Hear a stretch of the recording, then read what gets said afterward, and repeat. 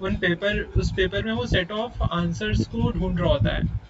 अगर उसको वो आंसर नहीं मिलते हैं रिसर्च पेपर में, तो आपका पेपर कभी भी एक्सेप्ट नहीं होगा। तो स्टार्टिंग विद सबसे पहले तो आपका क्या आता है पेपर में, टाइटल आता है। तो टाइटल सिलेक्शन अपने आप में बहुत बड़ी चीज़ है। ये मैंने अपने लाइफ में मैंने देखा, जब मैं आईआईटी में पीएचडी कर रहा था, तो इनिशियली 2 इयर्स तक मेरा एक भी पेपर एक्सेप्ट नहीं हो रहा था। मैं आपको जेन्युइन बता रहा हूँ, और लास्ट के 1 साल के अंदर मेरे कम से कम 7 से 8 पेपर एक्सेप्ट हो गए। तो जो मैं फॉल्ट कर रहा था, मैं कोडिंग कर रहा था, अच्छी मैंने रिसर्च करी, बट वो मैं प्रेजेंटेशन मेरे गड़बड़ हो रही थी, कहीं ना कहीं मैं प्रेजेंटेशन नहीं कर पा रहा था अच्छी। तो जिसकी वजह से मेरा पेपर का एक्सेप्टेंस आ नहीं रहा था। आई होप सब लोग सुन पा रहे हैं मेरे को। अ, अगर कोई नहीं सुन पा रहा हो तो प्लीज़ मेरे को बता दीजिएगा बीच में। ठीक है, तो हमारा जो पेपर का टाइटल सिलेक्शन होता है वो इट्सेल्फ काफ़ी इंपॉर्टेंट है। तो उसके लिए क्या करते हैं, जैसे आपने कुछ भी काम किया हुआ है, सपोज डीप लर्निंग आर्किटेक्चर्स आपने डेवलप किए हुए हैं किसी भी एप्लीकेशन के लिए, मान लीजिए कोविड 19 के ऊपर आप कर रहे हो, तो जो टाइटल सिलेक्शन होगा वो भी आप क्या करोगे, कैसे करोगे बताओ। आपने जो पेपर किया है कोरोना के ऊपर काम कर रहे हो, इसके ऊपर कोविड 19 के ऊपर, ये कैसे टाइटल डिसाइड करोगे। आई कैचिंग होना चाहिए, मतलब ऐसा नहीं है कि simple a novel deep learning based approach for Covid 19 prediction. वो रिव्यूअर को वैसे ही नहीं मजा आएगा, वो कहेगा कि ये तो नॉर्मल सा काम कर दिया उसने। तो सबसे पहले रिव्यूअर की अटेंशन ट्रैक करना चाहिए। तो उसमें क्या करोगे, आप देखोगे कई सारे टाइटल्स को देखोगे, और फिर जैसे मान लो आपने डीप लर्निंग के अंदर भी कुछ और एल्गोरिथम्स का भी यूज़ किया है, तो और किसी तरीके से इन दोनों का हाइब्रिड कर रहे हो, तो एक सिनर्जिस्टिक टर्म यूज़ कर सकते हो, या फिर हाइब्रिड हाइब्रिड आर्किटेक्चर, कुछ ऐसा, मतलब आपको आई कैचिंग होना चाहिए, या कुछ अडाप्टिव, कुछ अलग हट के। हाँ, लगना चाहिए कि उसमें कुछ आपने ऐड ऑन किया है, ऐसा नहीं है कि आपने ट्रेडिशनल एल्गोरिथम्स को इम्प्लीमेंट कर दिया है या ट्रेडिशनल डीप लर्निंग के आर्किटेक्चर्स को इम्प्लीमेंट कर दिया है। लगना चाहिए कि डीप लर्निंग तो अब ऑलरेडी लोग पिछले 4-5 साल से लगा रहे हैं, 5 साल से काफ़ी अच्छे से लगा रहे हैं डीप लर्निंग। अब डीप लर्निंग में आप कुछ एड ऑन जब तक नहीं करोगे तब तक आपका पेपर अच्छा नहीं होगा। तो कोई ना कोई चीज़ ऐड ऑन करना बहुत डिफिकल्ट नहीं है, आप कोई भी चीज़ उसमें ऐड ऑन कर सकते हो। लेकिन अब उसको टाइटल में कैसे बताओगे कि उसका कुछ हाइब्रिड बना के लिखोगे, कुछ अच्छे अच्छे कीवर्ड्स देख के आइडेंटिफाई कर सकते हो, जिससे जिसको आप यूज़ करके एक अच्छा टाइटल दे सकते हो, आई कैचिंग होना चाहिए वो। तो औरों के टाइटल्स देखो। नेक्स्ट एब्स्ट्रैक्ट जो होता है वो आखिरी में डिस्कस करूँगा। एब्स्ट्रैक्ट बेसिकली सबसे लास्ट पार्ट होता है जो हम रिसर्च पेपर में लिखते हैं। तो सबसे नेक्स्ट आ जाते हैं इंट्रोडक्शन पे।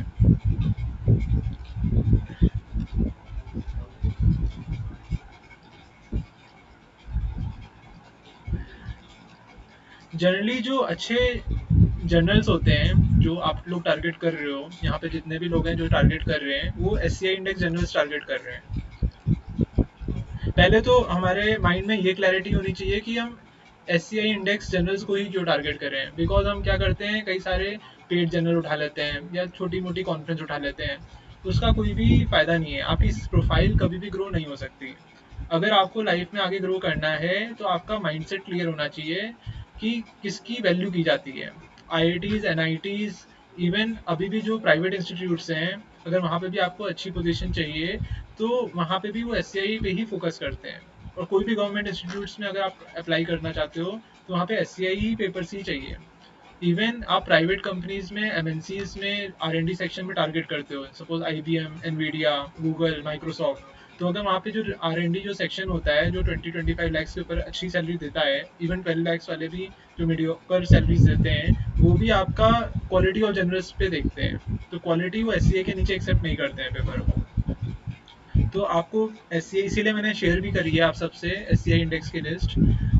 तन्मय वाले ग्रुप से मेरे को नहीं लगता मैंने किया है, बट मैं शेयर कर दूंगा आपको भी। तो उसमें एक हमें रीजनेबल वन से, अगर पहला पेपर है तो 1 से लेके 3 इम्पैक्ट फैक्टर के बीच में ही टारगेट करना चाहिए। और अगर क्वालिटी इतनी अच्छी नहीं है तो 1 और 2 के बीच में ही इम्पैक्ट फैक्टर में टारगेट करना चाहिए, बहुत हाई पे नहीं जाना चाहिए। जो सेकंड पेपर होगा उसको आप हाई पे लेके जा सकते हो। तो introduction most of the reviewers introduction पढ़ते हुए ही डिसाइड कर देते हैं कि आपका पेपर एक्सेप्ट उनको करना है या नहीं करना है। एक एब्स्ट्रैक्ट क्या होता है आपका? एब्स्ट्रैक्ट बेसिकली समरी होता है इंट्रोडक्शन का। इंट्रोडक्शन क्या होता है? समरी होता है पूरे पूरे पेपर का। इंट्रोडक्शन पढ़ के पूरे पेपर की ब्रीफ जस्ट पता चल जाता है रिव्यूअर को। तो इंट्रोडक्शन का हर एक पैराग्राफ आप माइंडलेसली नहीं लिख सकते। उसका एक लॉजिक फ्लो होता है, उसके एक सेट ऑफ पैराग्राफ्स होते हैं जिसमें कुछ पर्टिकुलर क्वेश्चंस को आंसर करना ही करना है आपको। तो पहला पैराग्राफ क्या आता है? पहला पैराग्राफ आता है पहला पैराग्राफ आता है जिसमें आप अपना ऑब्जेक्टिव डिफाइन करते हो। ऑब्जेक्टिव क्या है? जैसे अगर आप कोरोना के ऊपर, कोविड-19 के ऊपर काम कर रहे हो तो आपको उसको एक्सप्लेन करना है कि कोविड-19 है क्या।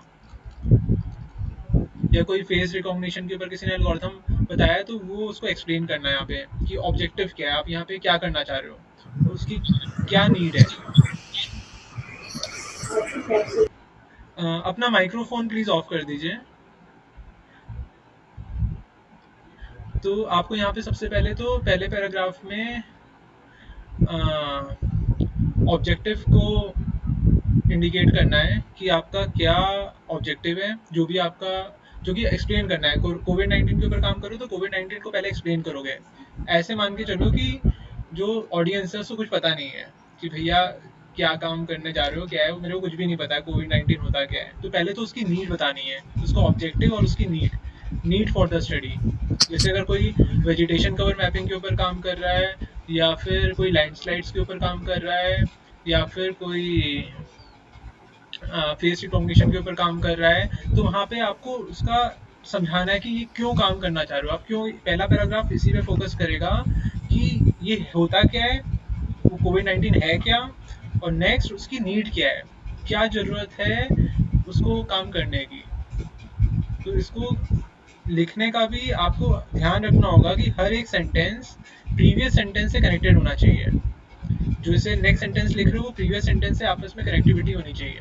और जब पूरा पैराग्राफ हम लिखते हैं तो पूरा पैराग्राफ एक ओवरऑल क्या इन्फॉर्मेशन देगा कि क्या ऑब्जेक्टिव था, क्या नीड थी। मतलब मेरे को ये पैराग्राफ, पहला पैराग्राफ इंट्रोडक्शन का पढ़ के समझ में आ जाएगा कि मैं, मेरी प्रॉब्लम स्टेटमेंट क्या है। जैसे लैंडस्लाइड है तो प्रॉब्लम स्टेटमेंट क्या है वो समझ में आ जाएगी, और दूसरी चीज़ क्या आ जाएगी, उसको क्यों पढ़ूँ, क्यों उस पर रिसर्च करनी है। आपको एक्सप्लेन करना पड़ेगा कि कितने लोग मर रहे हैं, कितना विशियस है ये कोरोना वायरस, कितने लोगों की ऐसी डेथ होती जा रही है, या फिर इससे और क्या क्या चीज़ें आ सकती हैं, और क्या क्या बीमारियां इन्वोक हो सकती हैं।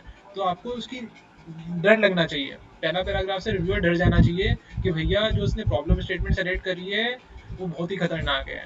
मतलब उसकी यूटिलिटी है। कंप्यूटर साइंस में सब कुछ यूटिलिटी, कोई भी अगर आप रिसर्च पेपर लिखते हो तो सबसे पहले देखते हो कि इसकी यूटिलिटी क्या है। तो यूटिलिटी आपकी पहले पैराग्राफ से डिफाइन हो जाती है। तो जितनी अच्छे से आप एक्सप्लेन करोगे नीड, उतनी अच्छी उसकी यूटिलिटी होगी। तो रिव्यूअर का दिमाग इंटरेस्टेड इंटरेस्टेड होगा कि मेरे को आगे पेपर पढ़ना चाहिए। अगर उसको पहला पैराग्राफ ही अच्छा नहीं लगता वो पेपर आगे बढ़ेगा ही नहीं, रिजेक्ट कर देगा कि इसकी प्रॉब्लम स्टेटमेंट ही एकदम रद्दी है, उसकी कोई ज़रूरत ही नहीं है सोसाइटी को करने के लिए, तो मैं क्यों उसका पेपर पढ़ूँ। आप लोग ध्यान से सुनिएगा, आप तीनों लोगों के लिए बहुत इंपॉर्टेंट है। मेहनत करते रहोगे और पेपर सही से लिखोगे तो कोई फायदा नहीं है। सेकेंड पैराग्राफ क्या है कि आप उसके चैलेंजेस बताते हो। यहाँ पे भी आप क्या कर रहे हो, रिव्यूअर को डरा धमका रहे हो कि भैया आप बता रहे हो कि जो मैं काम करने जा रहा हूँ ये बहुत ही इजी काम नहीं है। आप बता रहे हो कि इसमें क्या क्या मेरे को चैलेंजेस फेस हो रहे हैं। अगर मैं कोरोना के ऊपर कर रहा हूँ तो ऐसा नहीं है कि जो मेरे को डाटा सेट मिला हुआ है, जो रॉ डाटा मेरे पास अवेलेबल है, बहुत ही ज़्यादा स्ट्रेट फॉरवर्ड है। उसमें डाटा सेट भी मेरा बहुत ही चैलेंजिंग है। तो उसमें क्या क्या चैलेंजेस हैं आप बताओगे, किस टाइप के चैलेंजेस हैं, क्योंकि उसको प्री प्रोसेसिंग में आप ओवरकम करते हो। तो ये चैलेंजेस बताओगे। ऐसे ही जैसे लैंडस्लाइड्स पे काम कर रहे हो तो आपको बताना है कि मेरे को मेरा डाटा सेट इतना स्ट्रेट फॉरवर्ड नहीं है। जो फेस रिकॉग्निशन में कर रहे हो उनको बताना है कि उनका डाटा सेट स्ट्रेट फॉरवर्ड नहीं है। तो चैलेंजेस केवल डाटा सेट के उस पर नहीं आएंगे, चैलेंजेस आपके कोई भी हो सकते हैं। मान लीजिए कोई जैसे अगर कोई डिजीज़ का क्लासिफिकेशन कर रहा है तो बताएगा कि जो मैं डिजीज़ डायग्नोज करने की कोशिश कर रहा हूँ वो जो मैं डिसीज, अमित सर आप वीडियो ऑफ कर सकते हो। तो जो मैं डिजीज डायग्नोस करने की कोशिश कर रहा हूँ, वो भी अपने आप में आपको बताना पड़ेगा कि वो उसका प्रिडिक्शन भी इजी नहीं है। ऐसा भी हो सकता है कि वो डिजीज किसी और के जैसे मैपिंग है। जैसे आपने कोई मॉडल बनाया, वो मॉडल कोरोना को डिटेक्ट करने के चक्कर में मलेरिया को भी डिटेक्ट कर सकती है। बहुत मुश्किल, आपको बताना है कि कोरोना कोविड 19 को प्रिडिक्ट करने के लिए इतना स्ट्रेट फॉरवर्ड नहीं है, क्योंकि इसके सिम्टम्स और भी डिजीजेस के सिम्टम्स से मैप होते हैं। तो जो मेरा एल्गोरिथम, जो मेरे को मॉडल बनाना है, वो बहुत ज़्यादा रोबस्ट होना चाहिए, जो इस चैलेंज को भी ओवरकम कर ले। तो ऐसे ही जितने लोग भी जोन जोन से भी अपने अपने रिसर्च पेपर के ऊपर काम कर रहे हैं, उनको आइडेंटिफाई करना है, स्पेसिफिक आइडेंटिफाई करना है। और जैसे अब हमारी तो मेमोरी है नहीं, आप कहोगे सर आपने ऐसे ही बताया जा रहे हो, हमें तो, हमने कोई रिसर्च पेपर तो पढ़ा नहीं है, हमें क्या पता चलेगा चैलेंजेस क्या है। तो उसके लिए सूत्रा क्या है, रिसर्च पेपर पढ़ो। जब आप औरों के रिसर्च पेपर पढ़ोगे, उनके अच्छे पेपर्स, ऐसा नहीं कि कोई भी कॉन्फ्रेंस का पेपर उठा के देख लिया, minimally SCI index general paper होना चाहिए। जब उनके पेपर्स पढ़ोगे, या फिर अच्छी कॉन्फ्रेंसेस जैसे CVPR, कुछ अच्छी कॉन्फ्रेंसेस हैं, CVPR, ICCV, ECCV, ऐसे कुछ कुछ टॉप टायर कॉन्फ्रेंसेस होती हैं जिनके पेपर्स क्वालिटी पेपर्स होते हैं। तो उनका जब इंट्रोडक्शन पढ़ोगे तो उन्होंने इसी लॉजिक फ्लो में लिखा होगा पेपर, आपको ये सारे क्वेश्चंस का आंसर मिलेगा। तो जैसे कई सारे पेपर पढ़ लोगे तो आपको बहुत सारा आइडिया हो जाएगा कि चैलेंजेस एक्चुअली में आपकी प्रॉब्लम स्टेटमेंट के लिए क्या है। जैसे आप कोविड 19 के ऊपर कर रहे हो, तो कोविड 19 के ऊपर 8-10 पेपर पढ़ोगे, उनके इंट्रोडक्शन पढ़ो सबके। तो ये सारे उसमें से आइडेंटिफाई करो चैलेंजेस क्या क्या हैं कोविड 19 प्रिडिक्शन करने के लिए। तो आपको खूब अच्छे अच्छे सॉलिड चैलेंजेस मिलेंगे। ऐसी नीड आइडेंटिफाई करने के लिए ऑब्जेक्टिव क्या है, वो भी पेपर पढ़ पढ़ के पता चलेगा। जितने पेपर पढ़ोगे उतने अच्छे अच्छे चैलेंजेस और वो मिलेंगे। इंडिपेंडेंट नहीं करना, बस हम सोचते हैं हम खुद से करके दिखाएंगे तो क्या होगा, गार्बेज गार्बेज पेपर ही आउटपुट आएगा, जैसे लास्ट वाला पेपर है। उसको कोई पढ़ेगा ही नहीं उसको, क्योंकि उसमें कुछ है ही नहीं। आपका ब्रेन खाली ब्रेन है, उस ब्रेन से लिखोगे तो क्या लिखोगे, कुछ नहीं लिखोगे। तो आपको पहले पढ़ना भी पड़ेगा अपनी एप्लीकेशन के लिए। थर्ड पैराग्राफ क्या आता है इंट्रोडक्शन में। अब यहाँ पे आपने बहुत डरा धमका दिया रिव्यूअर को, अब उसको थोड़ा दिलासा देना है कि डरो मत। एक ब्रीफ, बहुत ही ब्रीफ, मतलब एक 8-10 लाइन का, 8 to 10 लाइन्स का आपको लिटरेचर रिव्यू लिखना है। बहुत ही ब्रीफ होना चाहिए। ब्रीफ कैसे करोगे लिटरेचर रिव्यू को, आप उसमें बताओगे कि पास्ट में लोगों ने क्या काम किया हुआ है, अपनी टेक्निक के ऊपर नहीं आना। जैसे अभी आप डीप लर्निंग लगा रहे हो, तो ये मत बोलना कि डीप लर्निंग लगाई, पास्ट में आप जो जो लोग क्या क्या क्या चीज़ें कर रहे हैं, ये चैलेंजेस थे, लेकिन पास्ट में लोगों ने क्या क्या टेक्निक्स लगा के इस चैलेंजेस को ओवरकम करने की कोशिश करी है। पास्ट में लोगों ने क्या क्या टेक्निक्स लगा के इन चैलेंजेस को ओवरकम करने की कोशिश करी है। तो ये आपका थर्ड पैराग्राफ आएगा एक ब्रीफ में।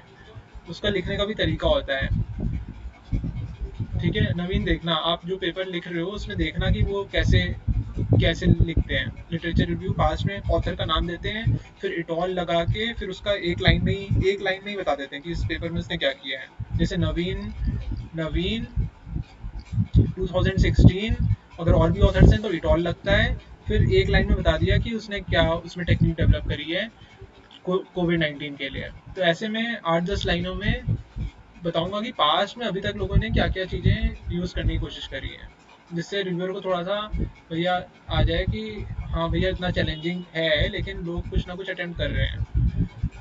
अपने काम के बारे में अभी नहीं बता रहे हो आप।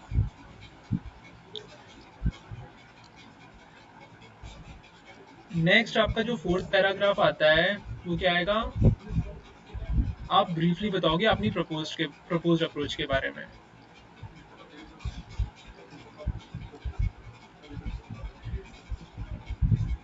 मतलब आपने पास्ट में बता दिया कि अभी तक लोगों ने क्या काम किया है, अब आप इस पैराग्राफ में बताओगे कि आपने क्या, इसमें भी ध्यान रखो, इसमें डिटेल में नहीं बताना है। जो आपकी प्रपोज टेक्निक है उसको सोफिस्टिकेटेड तरीके से आपको प्रेजेंट करना है यहाँ पे, कि आपने एक हाइब्रिड डीप लर्निंग का आर्किटेक्चर प्रपोज किया है, या फिर सिनर्जिस्टिक अप्रोच प्रपोज की है, या कोई adaptive deep learning algorithm propose किया है, उसको बताना है कोई नए नए कीवर्ड्स को यूज़ करके। जो भी आपने काम किया उसको अच्छे कीवर्ड्स यूज़ करके कम से कम ये भी एक पैराग्राफ में आपको बताना है। ये सबसे इम्पोर्टेंट पैराग्राफ होता है, most important paragraph of the introduction. यहाँ पे रिव्यूअर आइडेंटिफाई करता है कि इसके काम में कितनी नॉवेल्टी है इस पैराग्राफ से। अगर इसमें आप बिल्कुल भी ढीला ढाला लिखोगे तो पेपर आपका कभी भी एक्सेप्ट नहीं होगा। वो इस पैराग्राफ से जज कर लेता है कि इसमें इसके काम में कितनी नोवेल्टी है। नोवेल्टी किस टाइम में आएगा, कोई भी आपने डीप लर्निंग का पुराना आर्किटेक्चर उठाया है तो उसमें आपने क्या मॉडिफाई किया है, कुछ मॉडिफिकेशन किया, तो ऐसे नहीं करना कि सिंपल लिख दिया उसमें ऐसे मॉडिफाई किया है। आप उसको अच्छे से सेंटेंस फ्रेम करके प्रेजेंट करोगे कि हमने, जैसे अगर आपने कोई आर्किटेक्चर, दो आर्किटेक्चर्स हैं अलग अलग डीप लर्निंग के, दोनों को कंबाइन कर दिया, तो आप इसको लिखने का अलग तरीका होगा आपका कि आपने कुछ वर्ड्स देखो, उसको फ्रेम करो कि हमने कैसे दो आर्किटेक्चर्स को कंबाइन किए हैं। Hybrid architecture has been produced और अडाप्टिव, और कुछ इस कीवर्ड्स लगा के आपको प्रेजेंट करना पड़ेगा।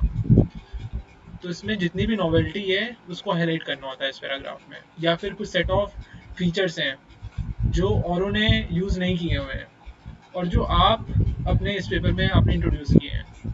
जैसे मान लो कोई टेक्सचर फीचर है, एंट्रोपी है, होमोजेनिटी है, कोई ऐसे सेट ऑफ फीचर्स हर जने के पेपर के लिए अलग अलग होगा। जैसे आपका कोविड-19 है तो आप उसमें देख सकते हो इसमें मैं और कौन कौन से फीचर्स ऐड कर सकता हूँ जो औरों ने ऐड नहीं किए, तो उन फीचर्स को हाईलाइट करोगे। As far as our knowledge is concern, in the previous work done so far, like none of the people have used these features. We are the first one to introduce such features in our paper. तो ये words बहुत attractive होते हैं, ये लगता है कि हाँ नोवेल्टी है एस इंडेक्स में। बिकॉज एस इंडेक्स पेपर आपको अगर पब्लिश करना है तो उसमें कुछ ना कुछ नोवेल्टी होनी चाहिए। तो ये पैराग्राफ दिखाता है कि आपके पेपर में कितनी नोवेल्टी है। मैं बता रहा हूँ बहुत ज़्यादा मेहनत, मतलब एस पेपर लिखने के लिए आपको ऐसा नहीं है कि बहुत ज़्यादा लिखना है, आपका बस हर एक सेंटेंस मीनिंगफुल होना चाहिए। उसमें टीपू सुल्तान की कहानी नहीं लिखनी जैसे एग्जाम में पास होने के लिए लिखे जा रहे हैं। इसमें हर एक सेंटेंस में एक कुछ ना कुछ मीनिंग कन्वे करना चाहिए। तो ये पैराग्राफ आपकी आपकी प्रपोज अप्रोच की नोवेल्टी पे फोकस करता है, जिसको देख के एकदम से रिव्यूअर खट से कहेगा ये पेपर एक्सेप्टेड है। तो कुछ ना कुछ नोवेल्टी होनी चाहिए, या तो कोई ना कोई आर्किटेक्चर लेवल पे मॉडिफिकेशन होना चाहिए, दूसरी चीज़ या तो कोई ना कोई आपको फीचर्स और इंट्रोड्यूस करने चाहिए जो और उन्होंने नहीं डाले। बहुत ईजी है, आप देखोगे ऐसा नहीं है कि कोई फीचर नया डालने के लिए बहुत मेहनत करनी है, ऑलरेडी फीचर बने पड़े हैं, लोगों ने कुछ कुछ फीचर्स डाले हैं, आप कुछ एक दो और फीचर्स और ऐड कर दो, आप एक दो और फीचर्स ऐड कर दो और लगा के दिखा दो भैया मैंने ये भी फीचर ऐड किए हैं। उनको लगता है कि बहुत फीचर ऐड करके बहुत धमाका कर दिया है कुछ कुछ, तो ऐसे फीचर ऐड करने भी ईजी हैं। और कोई भी आर्किटेक्चर लेवल पे हल्का सा मॉडिफिकेशन करने के लिए लेयर ऊपर नीचे कर सकते हो। एसवीएम वेसवीएम इनको कंबाइन करना बहुत मुश्किल चीज़ नहीं है, तो बहुत ईजी तरीके से आप नॉवेल्टी डाल सकते हो अपने उसमें। इसमें नॉवेल्टी आप एक और तरीके से प्रेजेंट कर सकते हो कि आपने अगर कुछ एनालिसिस करी है, मतलब अगर आपका पेपर कुछ कंट्रीब्यूशन दे रहा है इन टर्म्स ऑफ एनालिसिस, कि आपने जो कोविड-19 के प्रेडिक्शंस किए हैं वो कुछ उसमें कहते हैं ना, जो डिस्कशन सेक्शन में आएगा मैं आगे बताऊंगा, लेकिन उस कुछ एनालिसिस से कुछ वो आ रहा है, आपका रिजल्ट आ रहा है, कुछ आउटपुट आ रहा है। एनालिसिस से आपने कुछ डिस्कशन करके कुछ ऐसा क्रक्स निकाला है, कुछ फाइंडिंग्स कहते हैं जिसको, अगर आपने कुछ सॉलिड फाइंडिंग्स निकाली हैं, कई बार बिना इम्प्लीमेंटेशन करके भी हम बहुत अच्छा पेपर लिख सकते हैं। ऐसा नहीं है कि हमें रिसर्च पेपर करने के लिए हाई फाई इम्प्लीमेंटेशन ही करनी है, हम थ्योरेटिकल प्लेटफॉर्म पे भी फाइंडिंग्स निकाल सकते हैं। फाइंडिंग्स क्या मतलब, जितने लोगों ने अभी तक काम किया हुआ है उनके काम को देख के हम कुछ अपनी एनालिसिस और अपने एनालिसिस करके हम कुछ फाइंडिंग्स बता रहे हैं, तो अपनी कुछ थ्योरी दे रहे हैं कि लोगों ने ऐसा ऐसा किया था तो इसलिए ऐसा होता होगा। क्योंकि लोग तो इम्प्लीमेंट करके जा रहे हैं, अब कोई ना कोई तो चाहिए जो उसमें दिमाग लगा के कुछ एनालिसिस करके कुछ फाइंडिंग्स दे सके, तो वो भी नोवेल्टी का पार्ट होता है। जरूरी नहीं है कि आपको एक्यूरेसी बढ़ानी है, ये सबसे बड़ा दिमाग में इल्यूजन होता है कि मेरे को नोवेल्टी मतलब एक्यूरेसी अगर 95% है तो मैं 98% लाऊंगा तब तक मेरा पेपर एक्सेप्ट नहीं होगा। ये सबसे गार्बेज दिमाग है। मैं 60% एक्यूरेसी पे भी अपना पेपर पब्लिश कर सकता हूँ। आपका जो पेपर आपने लिखा है, मैं आपका पेपर एग्जैक्टली 60% एक्यूरेसी पे भी बहुत अच्छे जर्नल में पब्लिश कर सकता हूँ। कैसे करूँगा? मैं कहूँगा कि भैया एक्यूरेसी तो कम आ रही है, लेकिन जो मैंने फीचर्स और मैंने जो आर्किटेक्चर यूज़ किया है वो अभी तक किसी ने यूज़ नहीं किया है। जो मैंने पैरामीटर्स का यूज़ किया है वो किसी ने आज तक यूज़ नहीं किया है। तो मेरा बहुत ही रॉबस्ट आर्किटेक्चर है जो बहुत ही चैलेंजिंग चैलेंजिंग डाटा सेट पे भी अच्छे रिजल्ट्स दे रहा है। औरों ने जो किया है वो काफ़ी सिंपल डाटा सेट पे अच्छी एक्यूरेसी निकाल दी है, लेकिन मेरा डाटा मैंने क्या किया है, मैं क्या करूँगा, डाटा सेट को मॉडिफाई कर डालूंगा। ठीक है, जानबूझ के मॉडिफाई कर दूंगा, उसको और डिफिकल्ट बना दूंगा उसमें। जैसे अगर मेरे को दो जनों के बीच में क्लासिफिकेशन करना है तो मैं ऐसे ऐसे फेसेस डालूंगा जो थोड़े बहुत ही मुश्किल से डिटेक्ट हो सकते हैं। अगर ऑरेंज और एप्पल में क्लासीफायर करना है तो मैं ऐसी ऐसी इमेजेस का यूज़ करूंगा जो ऑरेंज एप्पल जैसा दिखता है और जिसमें एप्पल ऑरेंज जैसे दिखता है। डिफरेंस करना बहुत मुश्किल है, तो मैं कहूँगा मैंने डाटा सेट को मॉडिफाई किया और ऐसा डाटा सेट बनाया जो जिसको मॉडल ऐसा मॉडल बनाया जो इस डाटा सेट पे अच्छा काम कर ही नहीं पा रहा है, और मैंने जो एल्गोरिथम किया है वो इस डाटा सेट पे भी अच्छा कर रहा है। एक्यूरेसी कम आ रही है, लेकिन कोई करके दिखाया किसी ने अभी तक? ऐसे करके नहीं करके दिखाया, तो नॉवेल्टी आ गई। तो पेपर लिखने के लिए आप नॉवेल्टी 50 तरीके से ला सकते हो। ये रिसर्चर का दिमाग होता है। तो इसलिए स्मार्ट थिंकिंग करोगे और स्मार्ट तरीके से काम करोगे तो विद इन 25 डेज आप एक एस इंडेक्स पेपर पब्लिश कर सकते हो। ये मेरे वर्ड्स हैं और ये मैंने किया हुआ है।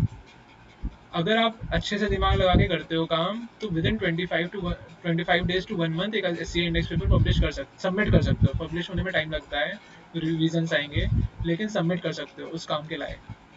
और गार्बेज तरीके से करोगे तो 40-50 पन्ने का पेपर लिखोगे और कुछ नहीं होगा, रद्दी होगा, क्योंकि उसी को कॉपी पेस्ट करके लिखे जा रहे हो जो और उन्होंने लिखा है। कुछ नॉवेल्टी दिखेगी नहीं। जहाँ उनको ये नॉवेल्टी, ये पैराग्राफ बहुत इंपॉर्टेंट है, बता रहा हूँ इंट्रोडक्शन का। जहाँ उनको इसमें नॉवेल्टी दिखी एकदम से आई कैचिंग होता है, तुरंत से एक्सेप्ट करने का आ जाता है। मैं इस पर बहुत ज़्यादा बोल सकता हूँ बट मैं लिमिटेड ही बोलूँगा बिकॉज डाइजेस्ट नहीं होगा इससे ज़्यादा बताऊँगा तो। नेक्स्ट जो फिफ्थ पैराग्राफ होता है वो बेसिकली एक ब्रीफ ऑर्गेनाइजेशन बताता है पेपर का।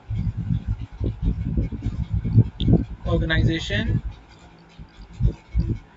Of the research paper.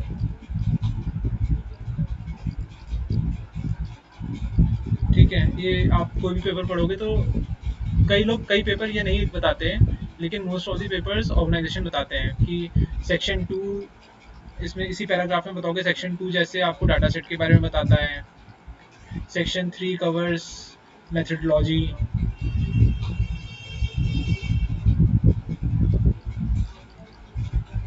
Section 4 covers, ऐसे आप पूरे पेपर को बस ब्रीफ कर देते हो कि पूरा पेपर किस तरीके से ऑर्गेनाइज हुआ है। ये पैराग्राफ 5 बताता है।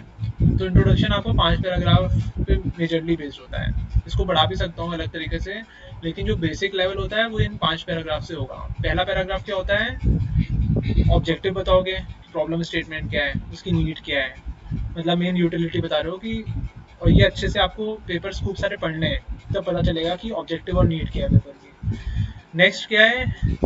जितने ज़्यादा अच्छे चैलेंजेस बताओगे उतना अच्छा पेपर माना जाएगा। रिव्यूअर को लगना चाहिए कि ये काम इतना आसान नहीं है, इसमें बहुत चैलेंजेस हैं, और चैलेंजेस आपके स्पेसिफिक होने चाहिए। जितने स्पेसिफिक चैलेंजेस होंगे उतना ज़्यादा अच्छा लगता है रिव्यूअर को। बता रहा है, क्योंकि आप बता रहे हो कि मेरे क्या स्पेसिफिक चैलेंजेस हैं। जैसे आपने लंच में क्या खाया, कौन सी रोटी खाई और कौन सी सब्जी खाई, नाम बताओगे तो अच्छा लगेगा। ऐसा नहीं कि रोटी सब्जी खा के आ गया हूँ। तो उसको बताना है कि चैलेंजेस क्या है मेरे, स्पेसिफिकली बताना है। इस पे मेहनत करनी पड़ती है। आपको और खूब सारे पेपर पढ़ने पड़ेंगे और देखने पड़ेंगे कि कोविड-19 प्रिडिक्शन के लिए एक्चुअली में रिसर्चर्स को क्या क्या चैलेंजेस फेस हुए हैं।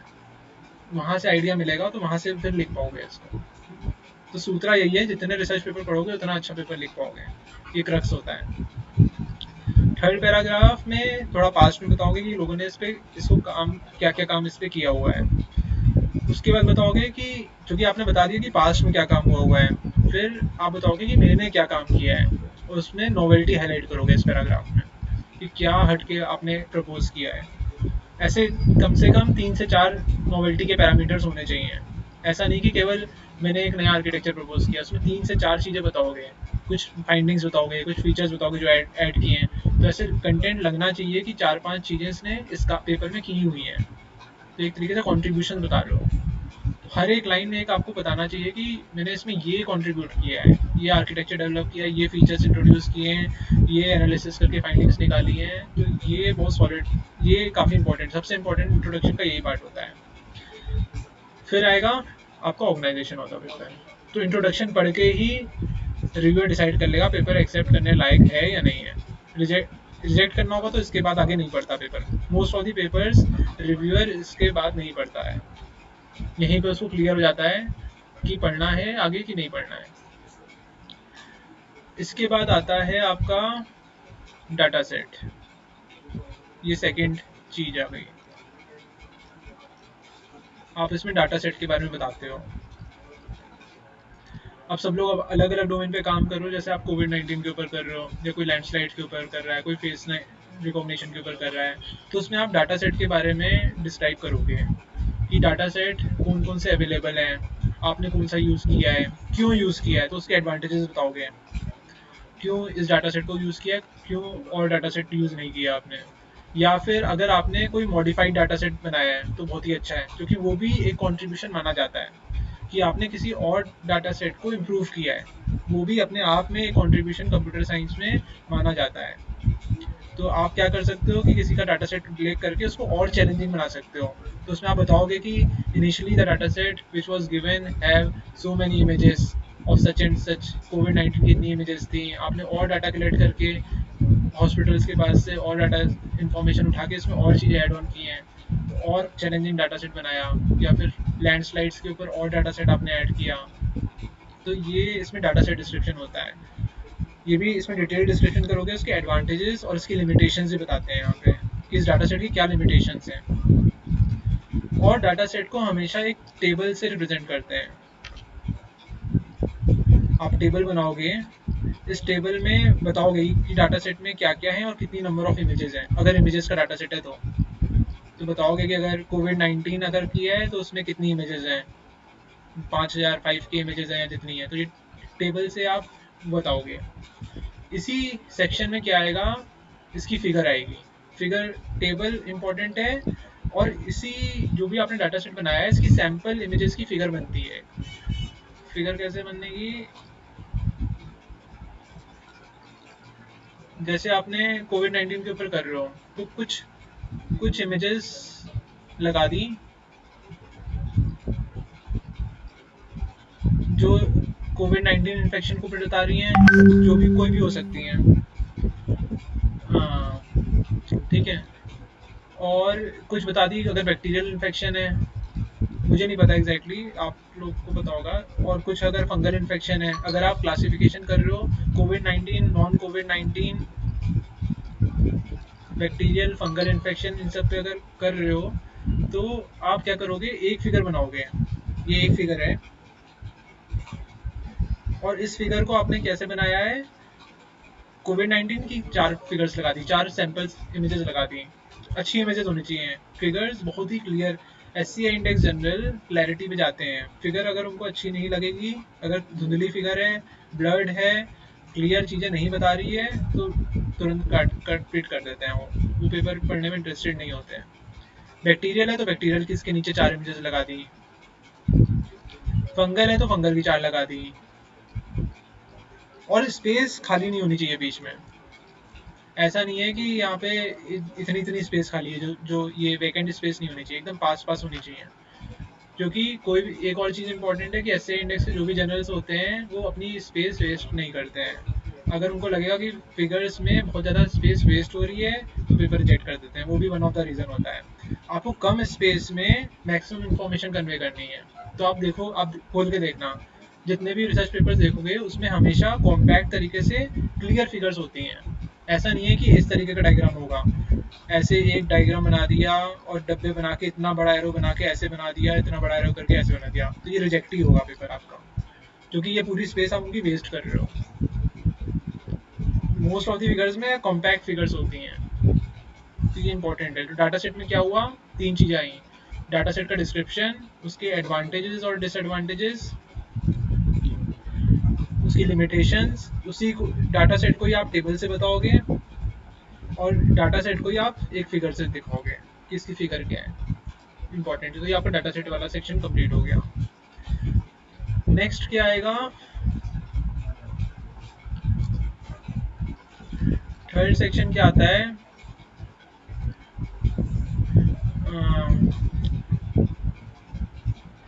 लिटरेचर रिव्यू अगर देना चाहो तो डिटेल्ड लिटरेचर रिव्यू डाल सकते हो।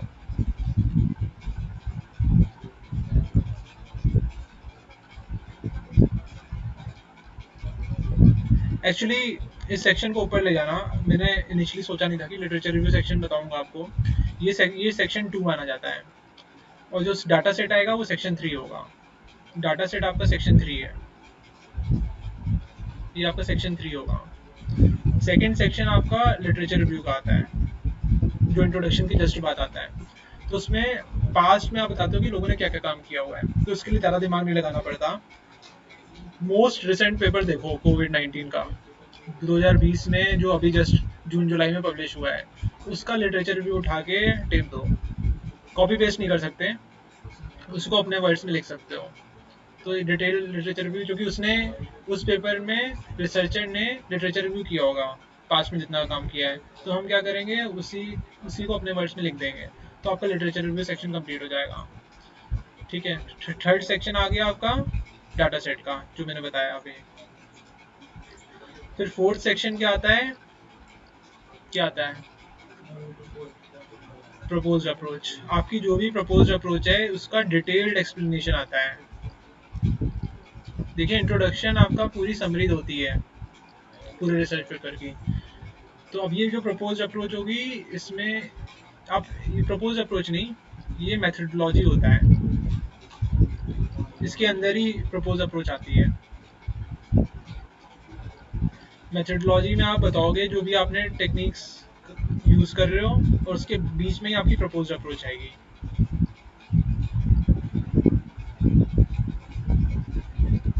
इसको भी समझने के लिए ओवरव्यू तो मुझसे मिल रहा है, लेकिन अभी आप तुरंत कोविड-19 के पेपर्स उठा के देखना कि लोगों ने मेथडोलॉजी के अंदर प्रपोज अप्रोच कैसे एक्सप्लेन करी है। मेथडोलॉजी में बीच में आपको कुछ कुछ सेक्शंस होंगे जो जनरल चीज़ें बताई होंगी। मेन इसमें मेथडोलॉजी के अंदर प्रपोज अप्रोच होता है, सबसे इम्पोर्टेंट पार्ट। प्रपोज अप्रोच में क्या बताते हो आप, अपने एल्गोरिथम को डिस्क्राइब करते हो जो आपने यूज़ किया है, उसका डिटेल्ड एक्सप्लेनेशन होता है। डिटेल्ड मतलब एकदम डिटेल्ड, एक एक चीज़ आपने उसमें क्या करी है। इंट्रोडक्शन में जैसे हमने जो एक पैराग्राफ में बताया था, उसी पैराग्राफ को आप यहाँ पे 3 4 5 पैराग्राफ जितने भी एक्सपेंड कर सकते हो कर सकते हो। लेकिन फिर यहाँ पे ध्यान रखना, टीपू सुल्तान वाली कहानी मत करना। यहाँ पे आपको कुछ भी हवा में बात नहीं करनी है, आपने जो काम है उसको समझाना है स्टेप बाय स्टेप कि आपने कौन से टूल्स यूज़ किए, क्या किया, उसको प्रॉपर तरीके से एक लॉजिक फ्लो के अंदर लिखना है। तो ये 2 से 3 पैराग्राफ में एक्सप्लेन कर दोगे आप अपनी प्रपोज अप्रोच को डिटेल तरीके से।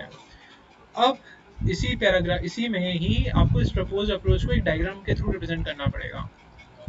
ये भी सबसे इम्पोर्टेंट डायग्राम होता है मेथडोलॉजी के अंदर। रिव्यूअर तुरंत ये डायग्राम में, इवन मैं अगर कोई पेपर पढ़ता हूँ तो हल्का सा एब्स्ट्रैक्ट पढ़ता हूँ और डायरेक्टली डायग्राम देखता हूँ।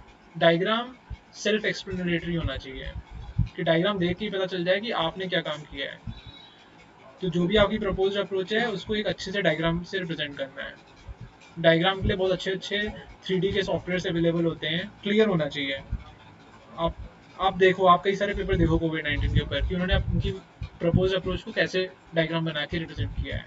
तो डायग्राम के लिए अच्छे अनलिमिटेड सॉफ्टवेयर अवेलेबल हैं, 3D सॉफ्टवेयर्स जो अच्छी इमेजेस बना देते हैं।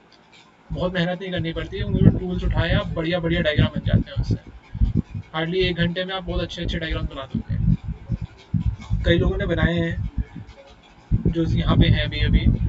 तो ये भी काफ़ी इंपॉर्टेंट होता है डायग्राम इसका। नेक्स्ट फिफ्थ सेक्शन क्या होता है,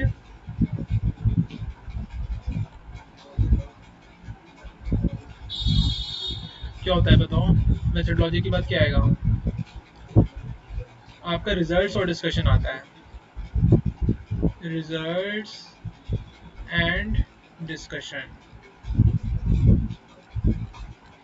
कई कई पेपर में रिजल्ट्स अलग अलग सेक्शन होता है और डिस्कशन अलग सेक्शन होता है, वो कईयों में कंबाइन होता है। तो आपके ऊपर डिपेंड करता है कि आपके कितने ज़्यादा रिजल्ट्स हैं। अगर मान लीजिए बहुत रिजल्ट्स हैं और उसके ऊपर बहुत डिस्कशन करना है तो आप उसको अलग अलग सेक्शन बना सकते हो रिजल्ट्स में,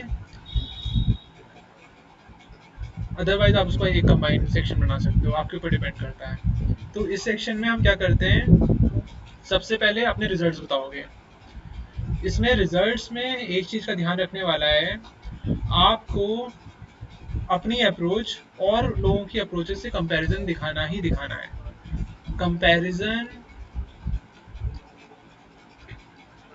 with the state of the art techniques, इसके बिना कोई भी पेपर कभी भी कहीं भी एक्सेप्ट नहीं होना चाहिए।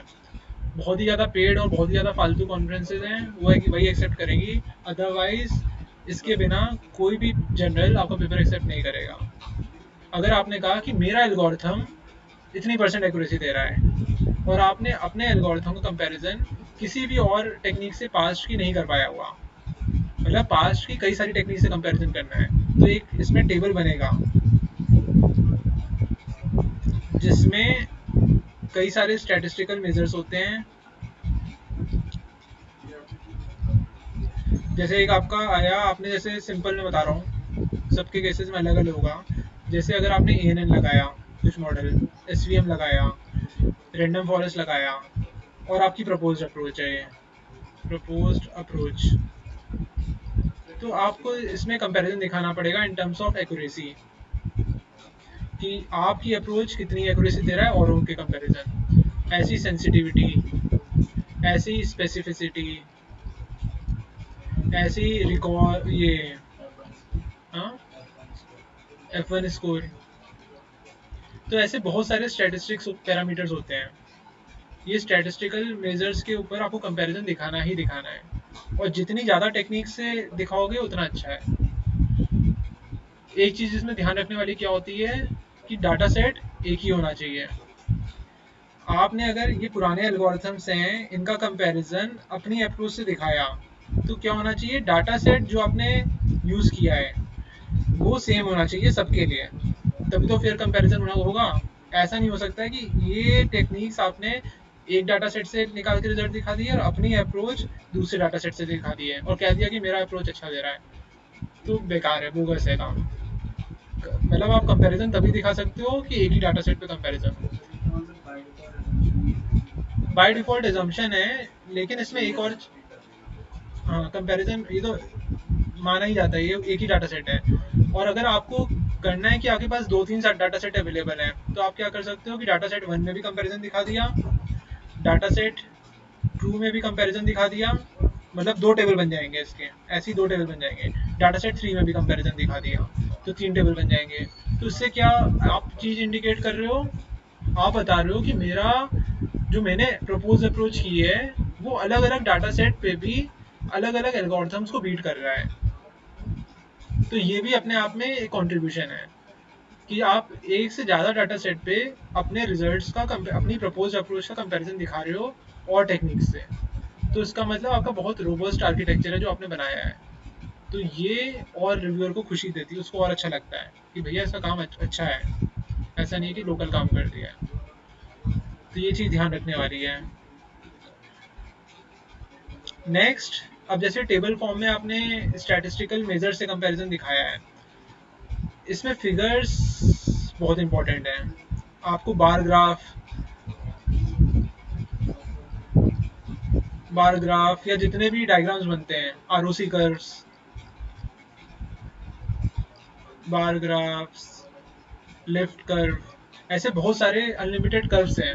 जो ये भी कैसे पता चलेगा, पेपर देखो, जितने भी कोविड-19 के ऊपर पेपर्स हैं उनका रिजल्ट एंड डिस्कशन सेक्शन देखो, उन्होंने कौन कौन सी फिगर्स बनाई हुई हैं। कंप्यूटर साइंस में फिगर्स ऐसा नहीं है कि मैनुअली बनानी पड़ती हैं, सब कुछ टूल्स अवेलेबल हैं, उठाया लगाया फिगर्स मिल जाती हैं। कंप्यूटर साइंस सबसे इजी तरीका है पेपर पब्लिश करने का।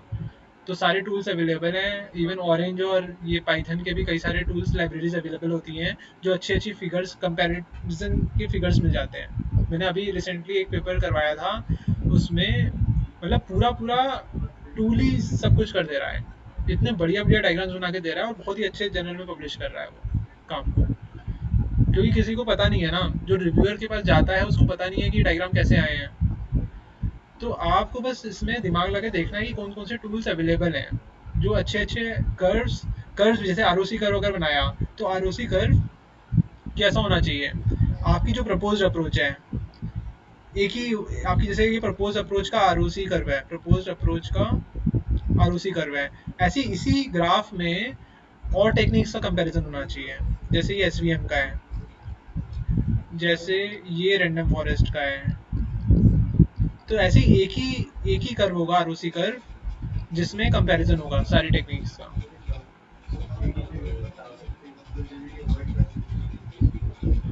3D फिगर्स देखिए आप डाल तो बहुत कुछ सकते हो, ऐसा भी नहीं होना चाहिए कि रिडंडेंट फिगर्स दे रहे हो कि भैया आपने आरओसी कर्व बनाया और इसी डायग्राम को किसी और तरीके से बना के दिखा दिया, तो वो वेस्ट है। हर एक फिगर एक इंडिपेंडेंट होनी चाहिए, रिडंडेंट इन्फॉर्मेशन कभी भी पेपर में नहीं होनी चाहिए। ऐसा नहीं है कि आपने एक ही चीज कन्वे करने के लिए अलग अलग तरीके से फिगर्स बना के कर रहे हो, तो ये गलत है। हर एक फिगर का एक, जैसे ये आरओसी कर रहे हैं तो ये कुछ आउटपुट देना चाहिए, इसका कुछ सिग्निफिकेंस होना चाहिए। अब डिस्कशन में करोगे क्या, रिजल्ट भी तो मैं रिजल्ट्स बता रहा हूँ ना, रिजल्ट्स और डिस्कशन में करोगे क्या। रिजल्ट्स क्या होता है, जैसे आपने टेबल बनाया, डिस्कशन इसके बाद क्या करोगे, इसी टेबल को समझाओगे डिटेल तरीके से।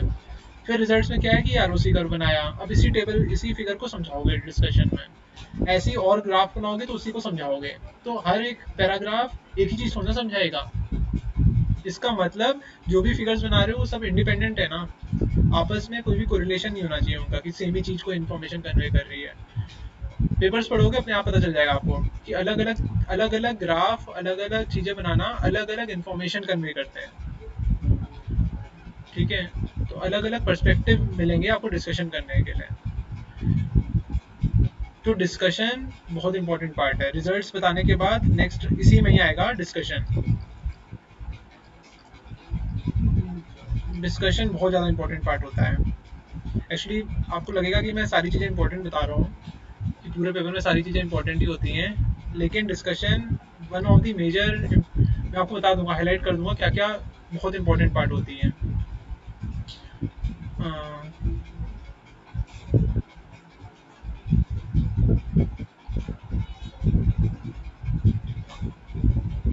ठीक है,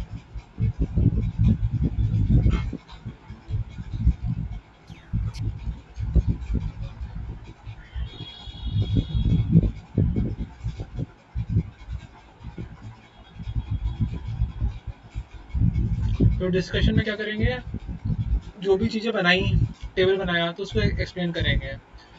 सबसे इम्पोर्टेंट चीज़ क्या होती है डिस्कशन में, बताओ क्या होता है। सबसे इम्पोर्टेंट होता है जो रिव्यूअर देखता है, वाई। वाई को आंसर करना है कि why your proposed approach is better than others. क्रक्सी, ये मैं बता रहा हूँ, बहुत मेरा बहुत एक्सपीरियंस होने के बाद मैं आपको ये आज प्रेजेंटेशन टॉक दे रहा हूँ। तो डिस्कशन में और कोई चीज़ होती ही नहीं है। आप जितने भी पैराग्राफ्स बता रहे हो, जैसे कोई भी टेबल को एक्सप्लेन करके बता रहे हो, कोई भी डायग्राम आरओसी कर्व को कंपैरिजन करके बता रहे हो, फिर कोई और बार ग्राफ को कंपैरिजन करके बता रहे हो, तो उसमें यही आंसर करते हो कि why your proposed approach is better then other state of the art algorithms. क्यों आपकी प्रपोज्ड अप्रोच अच्छी है, हर एक पैराग्राफ में इसी का ही डिस्कशन होना चाहिए, क्यों अच्छी है, क्या है ऐसा आपके में जो औरों में नहीं है। तो कैसे बताओगे, टेक्निकल लेवल पे जाओगे, एल्गोरिथम के अंदर घुसोगे कि आपने जो एल्गोरिथम प्रपोज किया है तो उसमें क्या टेक्निकल पैरामीटर्स हैं जो आपके एल्गोरिथम को, आपकी प्रपोज अप्रोच को अच्छा बनाते हैं अदर्स से। तो इसमें ये इतना इजी नहीं है, इसमें दिमाग लगता है।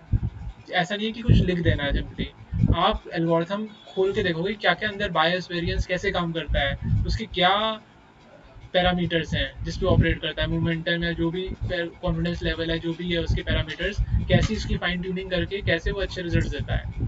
क्यों आपकी प्रपोज अप्रोच अच्छे रिजल्ट दे रहा है, क्यों सिंपल सपोर्ट वेक्टर मशीन ने नहीं दिए अच्छे रिजल्ट्स, क्यों सिंपल न्यूरल नेटवर्क में नहीं दिए हुए। तो ऐसे ही एक क्रूड एग्जांपल है, लेकिन जो आप डीप लर्निंग का आर्किटेक्चर बना रहे हो, तो क्यों आपका हाइब्रिड आर्किटेक्चर कोविड 19 के लिए अच्छे रिजल्ट्स दे रहा है और एल्गोरिथम्स नहीं दे पा रहे हैं। तो आपको टेक्निकली घुसना पड़ेगा एल्गोरिथम के, टेक्निकल एक्सप्लेनेशन होना चाहिए। एक और चीज दिमाग में डाल लो, सबको लगता है एससीआई इंडेक्स पेपर निकालना मुश्किल है, मैं बता रहा हूँ सब बोगस है, बहुत ही ईजी है। उसके लिए मुश्किल है जिसको पता नहीं होता। वंस आपको पता चल जाए कि पेपर का लॉजिक फ्लो क्या होता है, आपका कोई भी पेपर रिजेक्ट नहीं होगा। तो जहाँ आपके एक पेपर आ गया, सेकंड पेपर बहुत इजी होगा, थर्ड पेपर बहुत इजी होगा, आप रुकोगे ही नहीं, एक के बाद एक के बाद एक के बाद एस सी पे एस सी एस सी पे एस सी पे, आपको टेस्ट ही नहीं खट जाएगा। तो जितने भी पीएचडी स्कॉलर्स हैं, उनका माइंडसेट होना चाहिए कि पहला एस सी ही निकालना है, सेकंड खट करके दूसरा एस सी निकालेगा। इवन बीटेक के भी जो भी हैं, सब दिमाग में याद रखोगे कि एस सी पे ही फोकस करना है।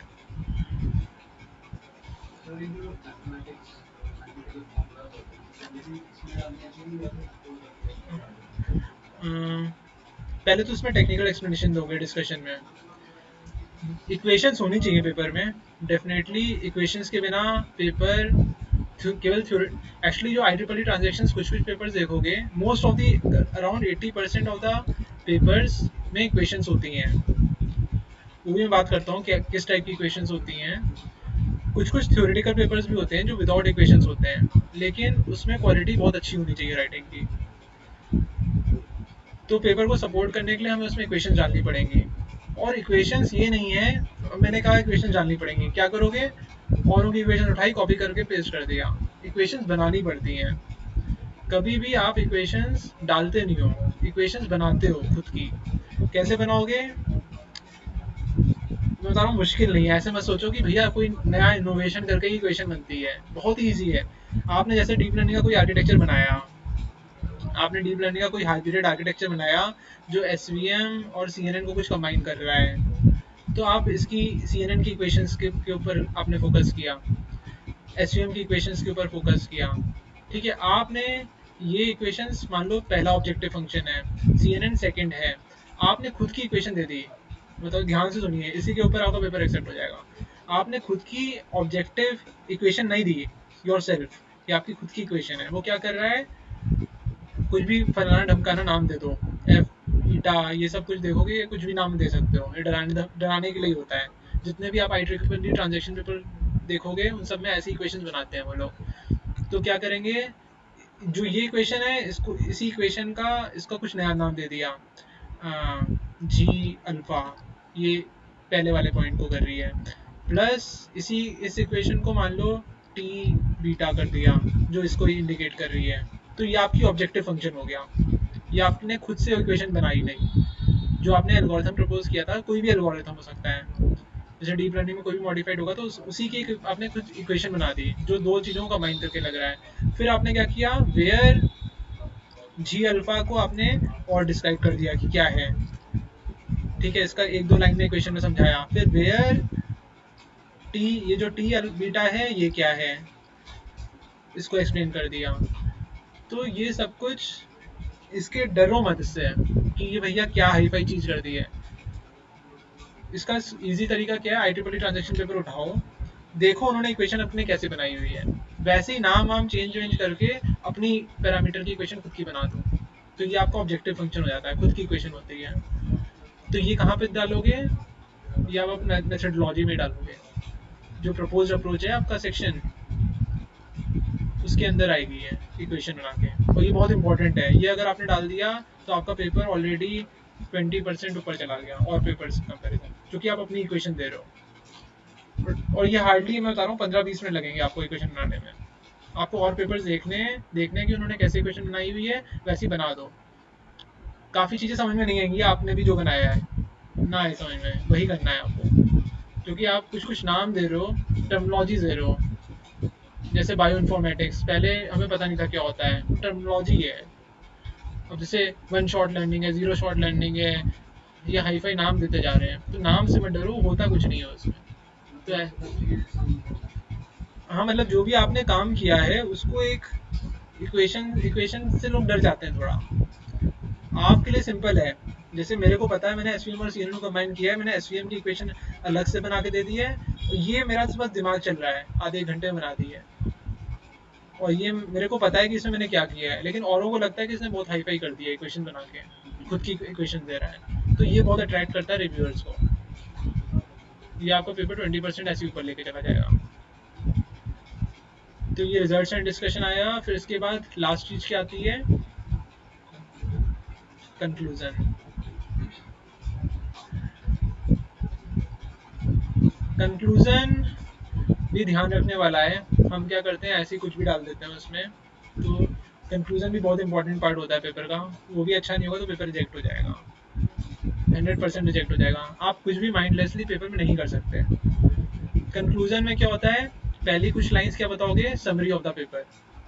समरी मतलब कि आपने क्या प्रपोज आर्किटेक्चर डेवलप किया जो औरों ने अभी तक काम नहीं किया था, जिस तरीके से वही इंट्रोडक्शन का रिपीट, जो इंट्रोडक्शन में आपने प्रपोज अप्रोच में थोड़ा सा बताया था वही उसकी समरी बताओगे, कि आप इसमें बेसिकली कंट्रीब्यूशन बताते हो, उसकी कुछ समरी बता के और अपने पेपर के कंट्रीब्यूशन बताते हो, जो शुरुआत में आपने चैलेंजेस बताए थे उन चैलेंजेस को कैसे ओवरकम कर पाए हो, तो आपके इस पेपर की क्या क्या फाइंडिंग्स हैं, तो उसको सबसे बढ़िया तरीका है बुलेट पॉइंट से बताओ। कंक्लूजन लिखते हमेशा कंक्लूजन लिखते हमेशा पैराग्राफ फॉर्म में है, लेकिन उसका उसको फाइंडिंग्स जो लिखोगे वो हमेशा बुलेट पॉइंट से लिखोगे, कि फाइंडिंग्स मेरी पहले ही फाइंडिंग्स क्या है हमारी, ये है, ये फाइंडिंग्स या कॉन्ट्रीब्यूशंस, तो इससे भी रिव्यूअर बहुत खुश हो जाता है, उसको लगता है कि इसने इतनी फाइंडिंग्स करी हैं, सेकंड सेकंड मैंने ये काम किया है, थर्ड मैंने ये नया फीचर दिया है, फोर्थ मैंने ये नया हाइब्रिड आर्किटेक्चर क्रिएट किया है, फिफ्थ मैंने ये एनालिसिस करके फाइंडिंग्स करी हैं, एनालिटिकल फाइंडिंग्स हैं, सिक्स ये मेरी थ्योरेटिकल लेवल पे फाइंडिंग्स हैं, तो इससे वो बहुत खुश होता है। और उसके बाद क्या आता है, फ्यूचर स्कोप बताते हो कि आपने जो काम किया है वो कहाँ पे एक्सटेंड कर सकते हो, और इसी फ्यूचर स्कोप के पहले क्या बताओगे कि अभी इसको कहाँ कहाँ यूज कर सकते हैं, हैं? हाँ, गुड गुड। एक ये भी पॉइंट मैं कवर अप करना भूल गया, कि आपको पेपर में लिमिटेशंस हमेशा बतानी है, फेल्योर केसेस, ये आपको रिजल्ट्स एंड डिस्कशन में ही आएगा, ये बहुत इंपॉर्टेंट है। आज की अगर प्रेजेंटेशन आप समझ सक गए हो तो आपको कोई भी पेपर एससीआई में पब्लिश होने से नहीं रुक सकता, ये रिजल्ट्स एंड डिस्कशन में आता है, क्योंकि हम एससीआई वाले तब खुश होते हैं जब हम ट्रूथफुल हैं, हमारी ट्रूथफुलनेस कब होती है, जब हम छुपाते नहीं है चीज़ों को, हम बताते हैं कि हमारे फेल्योर केसेस क्या हैं,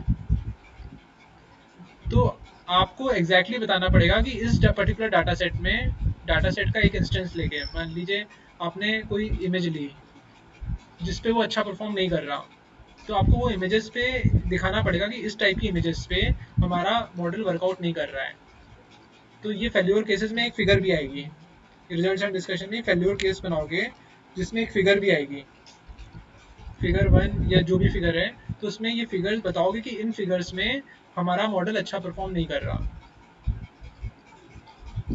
मॉडल नॉट वर्किंग,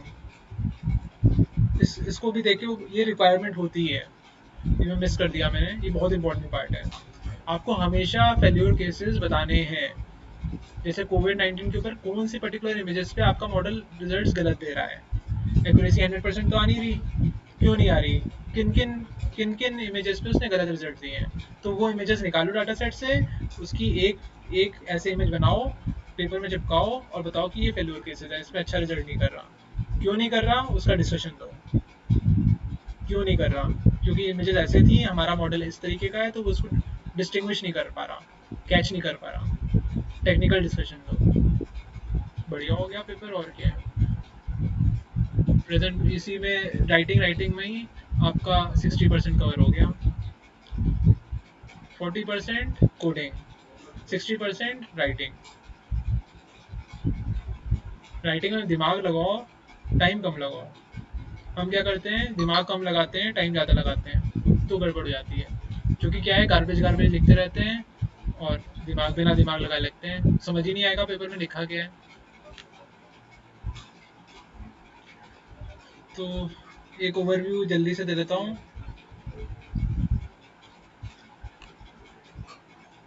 पहला चीज क्या है हमारा, हाँ यस, मैं अभी पेपर कंप्लीट हुआ है, इसके बाद एब्स्ट्रैक्ट भी लिखना होता है हमें। तो पहला तो टाइटल आया, टाइटल आप लिखोगे बढ़िया, फिर क्या लिखोगे, इंट्रोडक्शन लिखोगे। इंट्रोडक्शन में हमने क्या क्या था,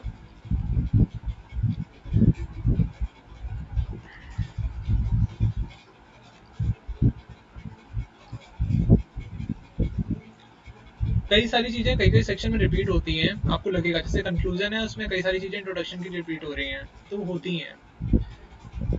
इंट्रोडक्शन में क्या हो रहा है, आप पहला ऑब्जेक्टिव और नीड बता रहे हो पहले पैराग्राफ में, फिर चैलेंजेस बता रहे हो, फिर ब्रीफ लिटरेचर रिव्यू बता रहे हो जो पास्ट में लोगों ने किया हुआ है। चैलेंजेस जितने ज़्यादा टफ बताओगे उतना पेपर अच्छा है। नीड बहुत अच्छे से एक्सप्लेन करनी है। मैं बार बार रिपीट इसीलिए कर रहा हूँ क्योंकि मैं दोबारा प्रेजेंटेशन नहीं देने वाला हूँ, ये दिमाग में रख लो। ऐसे मत सोचो कि टाइम पास करने के लिए कर रहा हूँ, मैं इसलिए दे रहा हूँ क्योंकि मैं दोबारा नहीं समझाने वाला हूँ पेपर लिखते कैसे हैं। मेरे को फाइनल पेपर ही चाहिए अब। चैलेंजेस स्पेसिफिक होने चाहिए, जितने अच्छे स्पेसिफिक चैलेंजेस होंगे और जितने अच्छे होंगे तो इसके लिए खूब सारे पेपर पढ़ो, उनके चैलेंजेस को उठा के लिखो। ब्रीफ पास में लोगों ने क्या क्या काम किया हुआ है। नेक्स्ट फोर्थ में क्या आएगा कि आपने क्या नोवेल्टी करी हुई है, तो इन टर्म्स ऑफ जो आर्किटेक्चर डेवलप किया है वो भी नोवेल्टी बताओगे, जो फीचर्स अलग से अगर कोई यूज़ किए हैं तो वही बताओगे, कुछ एनालिसिस करके कोई फाइंडिंग्स हैं स्पेशल तो वो भी बताओगे, तो रिव्यूअर खुश होगा कि भैया इसमें कुछ नोवेल्टी है इस काम में। फिफ्थ, आप ऑर्गेनाइजेशन बताओगे अपने पेपर का, आपने कैसे पेपर को ऑर्गेनाइज किया हुआ है। नेक्स्ट क्या बताओगे, लिटरेचर रिव्यू। सेकंड सेक्शन क्या होता है, लिटरेचर रिव्यू।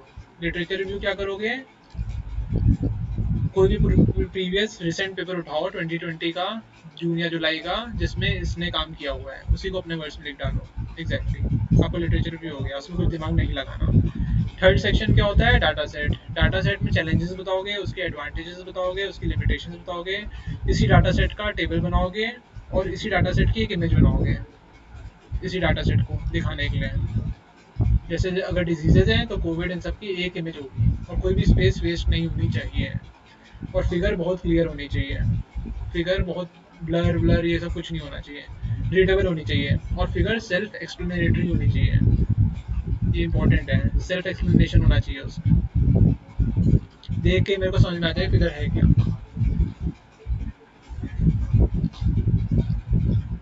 नेक्स्ट सेक्शन क्या होगा,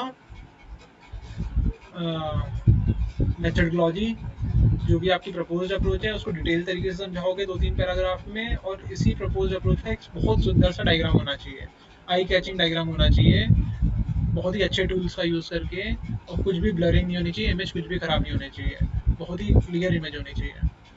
ईपीएस फॉर्मेट में जिसमें भी एक्सपोर्ट करना है कर सकते हो, लेकिन आजकल बहुत अच्छे अच्छे टूल्स अवेलेबल हैं जो बहुत ही क्लियर इमेज बना सकते हो आप कम टाइम में। बहुत सारे टूल्स अवेलेबल हैं, ये आपको खुद सर्च करना पड़ेगा। बिकॉज जब मैंने पीएचडी में बनाए थे तब कुछ टूल्स अवेलेबल थे, अब तो लेकिन उससे भी बहुत अच्छे अच्छे टूल्स आ गए हैं जो लोग यूज़ करते हैं। नेक्स्ट क्या है, results and discussion. Results and discussion में जो भी रिजल्ट्स आए हैं उनका कंपैरिजन दिखाना है state of the art technique से, तो उसके टेबल्स बनाओगे, उसके खूब जितने भी फिगर्स और डायग्राम्स बन सकते हो उसकी एनालिसिस दिखाओगे। फिर इसके बाद डिस्कशन में हर एक चीज़ को एक्सप्लेन करोगे, टेबल को डिटेल तरीके से एक्सप्लेन करोगे, फिगर आरओसी कर्व्स को एक्सप्लेन करोगे, जो भी डायग्राम्स बनाए उन सबको एक्सप्लेन करोगे, और हर चीज़ में क्या एक्सप्लेन होना चाहिए, वाई, क्यों आपका एल्गोरिथम अच्छा है औरों के एल्गोरिथम से। तो उसमें टेक्निकल लेवल पे डिस्कशन करोगे, अंदर घुस के एल्गोरिथम के, कौन कौन से पैरामीटर्स, कौन कौन से फीचर्स आपने जो यूज़ किए हैं जो औरों ने यूज़ नहीं किए हैं, जिसकी वजह से आपका एल्गोरिथम अच्छे रिजल्ट दे रहा है। सारी चीज़ आपको खुल के बतानी है उसमें, कि मैंने ये फीचर इंट्रोड्यूस किया है, इसकी वजह से उसने इस लिमिटेशन को भी ओवरकम कर पाया, तो औरों की लिमिटेशन बतानी है, उसकी लिमिटेशन मेरा एल्गोरिथम कैसे ओवरकम कर पा रहा है। टेक्निकल एक्सप्लेनेशन होना चाहिए। तो इसके लिए खूब सारे पेपर्स पढ़ो, आपको कोविड 19 के ऊपर उनके डिस्कशंस को पढ़ो। फिर क्या है, प्रपोज्ड अप्रोच में मैंने बताया था इक्वेशन खुद की बनानी है, ये बहुत इंपॉर्टेंट पार्ट है। खुद की बनाने के लिए क्या है, कोई भी transaction paper, IEEE transaction paper में जनरली खुद से वो इक्वेशन बना के देते हैं, उनको ऑब्जेक्टिव फंक्शन कहते हैं।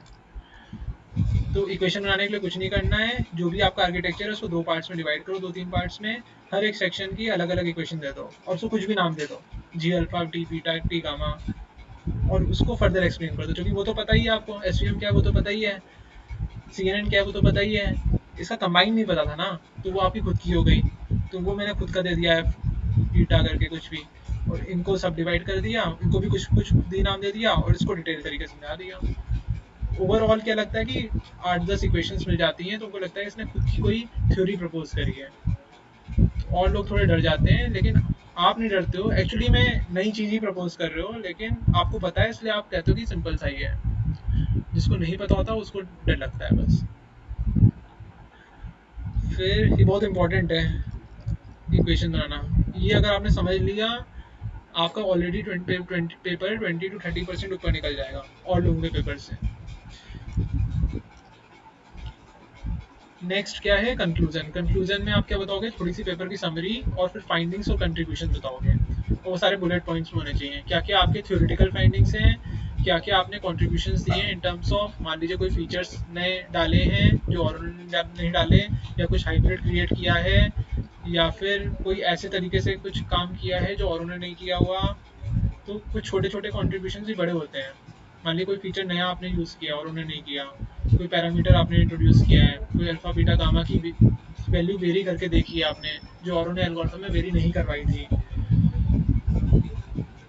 और इसके बाद क्या करोगे, इसमें फ्यूचर स्कोप बताओगे, और इसकी प्रैक्टिकल यूटिलिटी जो आपने एल्गोरिथम बताया है कहाँ कहाँ पे प्रैक्टिकल, कहाँ कहाँ यूज़ कर सकते हो आप इसको। नेक्स्ट, हाँ एक चीज़ मैंने बताई थी जो फेल्योर केसेस है, ये रिजल्ट्स एंड डिस्कशन में बताओगे कि किस डाटा सेट में, जो आपका ऑलरेडी डाटा सेट था उसमें से किन इमेजेस पे उसने आपके एल्गोरिथम ने रिजल्ट अच्छे नहीं दिए, जिसकी वजह से आपकी एक्यूरेसी 85% आ रही थी केवल। तो रिमेनिंग सैम्पल्स इमेजेस देनी है, ऐसा नहीं कि आपने 100 इमेजेस लगा दी।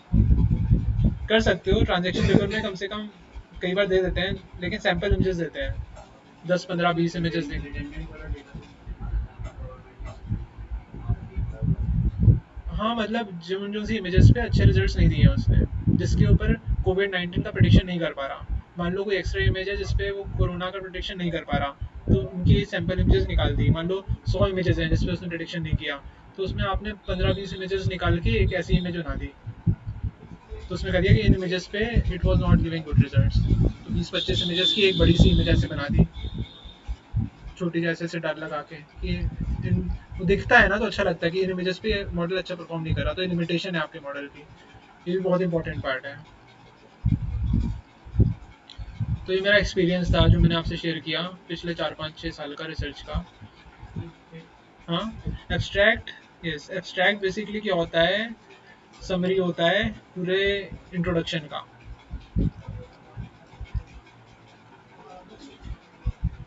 टाइटल क्या होता है, पूरे पेपर को एक लाइन से रिप्रेजेंट करना है। एब्स्ट्रैक्ट क्या है, इंट्रोडक्शन की समरी है। इंट्रोडक्शन क्या है, पूरे पेपर की समरी है।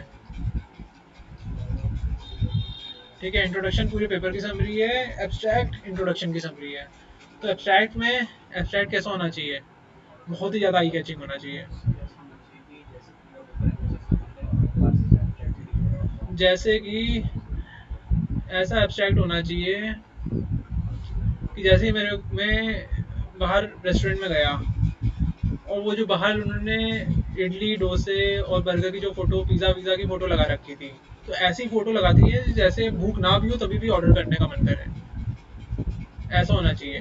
मन करे कि भैया ऑर्डर करो तुरंत खाना, भूख नहीं भी लग रही लेकिन मेरा मन कर रहा है पिज़्ज़ा ऑर्डर करो, तो पेपर में जो भी है मेरा मन कर रहा है पेपर पढ़ने का, एब्स्ट्रैक्ट ऐसा होना चाहिए।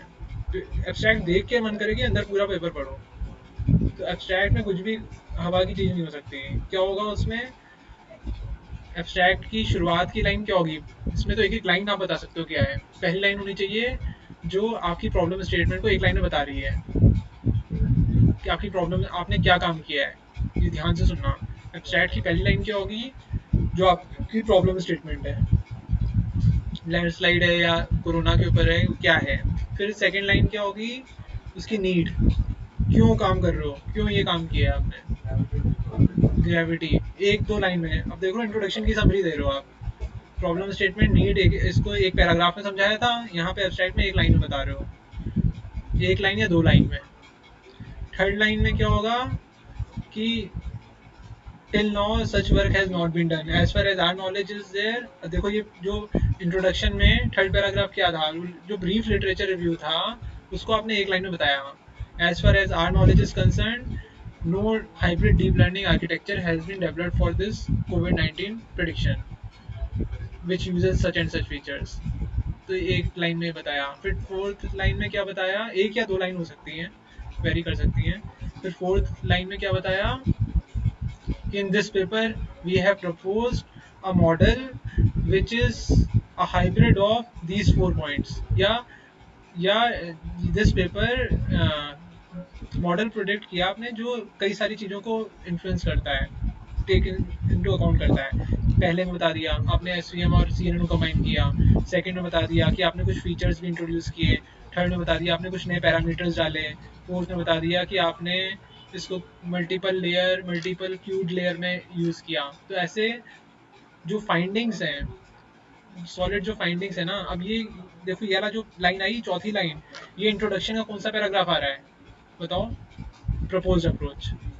जो इंट्रोडक्शन में आपने प्रपोज्ड अप्रोच बताया था, जो सबसे मैंने कहा था इंपॉर्टेंट पैराग्राफ होता है, जो ब्रीफ डिस्क्रिप्शन दे रहा है डिटेल्ड प्रपोज अप्रोच का, इसका भी ब्रीफ क्या है, ये चौथी लाइन है एब्स्ट्रैक्ट की, जो आप एक एक बुलेट पॉइंट्स में 1 2 3 4 5, यही कंक्लूजन में भी आता है जो आप कंट्रीब्यूशंस और फाइंडिंग्स बता रहे हो। ये बहुत इंपॉर्टेंट पार्ट होता है एब्स्ट्रैक्ट का। आपको पता भी नहीं होगा कि ऐसी चीज़ें गाड़ी चलती हैं, लेकिन ऐसे ही होता है चपाती बनाने के लिए। ये बहुत इंपॉर्टेंट पैराग्राफ होता है, जो चौथी लाइन होती है बहुत इंपॉर्टेंट पैराग्राफ होती है, कि ये बताती है एग्जैक्टली कि एब्स्ट्रैक्ट पढ़ने के बाद कि इंट्रोडक्शन में पढ़ूँ कि ना पढ़ूँ। रिव्यूअर यहीं पे भी कई बार रिजेक्ट कर देता है पेपर, अगर उसको एब्स्ट्रैक्ट नहीं लगता है कि इसने कुछ काम ही नहीं किया है तो इंट्रोडक्शन भी क्यों पढ़ूँ, मेहनत बचाएगा अपनी।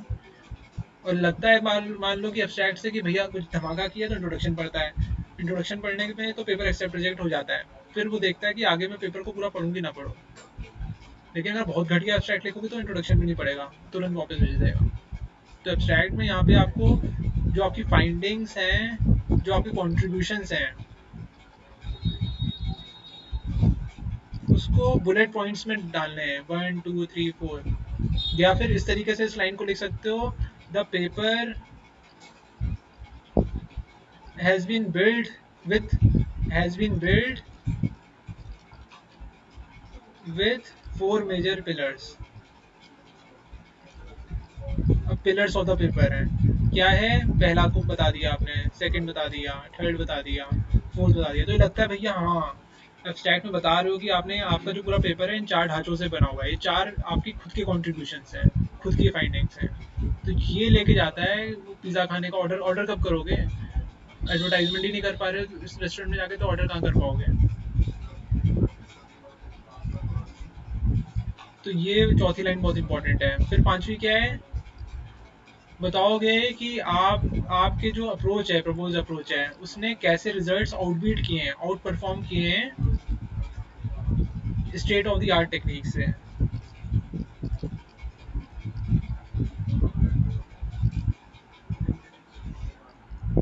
State of the art algorithm से कैसे आपकी प्रपोज अप्रोच आउट परफॉर्म कर रहा है,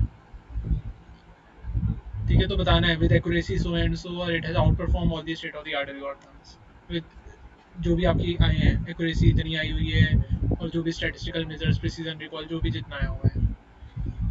तो ये आपका एब्स्ट्रैक्ट आता है। तो एब्स्ट्रैक्ट माइंडलेसली हम नहीं लिख सकते हैं, हर एक लाइन एक चीज़ कन्वे कर रही होती है, तो पूरा पेपर माइंडलेसली नहीं होता। ये असाइनमेंट सबमिट करना जैसा नहीं है। रिसर्च पेपर कुछ भी चीज़ अगर आपको इंटरनेट पे पब्लिश करवानी है तो फ्री में पब्लिश नहीं होती, उसमें हर एक लाइन में, जैसे न्यूज़पेपर में कोई भी एडवर्टाइजमेंट दोगे तो हर एक लाइन के 5-5 हज़ार रुपये या 2-2 हज़ार रुपये लेते हैं वो लोग, क्योंकि वो पूरा वर्ल्ड देख रहा है उसको, इंडिया देख रहा है। ऐसे इंटरनेट पे कोई पब्लिश करोगे आप रिसर्च पेपर, वो तभी पब्लिश करेगा, अच्छा जर्नल, पेड जर्नल्स नहीं, अच्छे जर्नल्स तभी पब्लिश करेंगे जब हर एक लाइन में कोई ना कोई इन्फॉर्मेशन भेजोगे।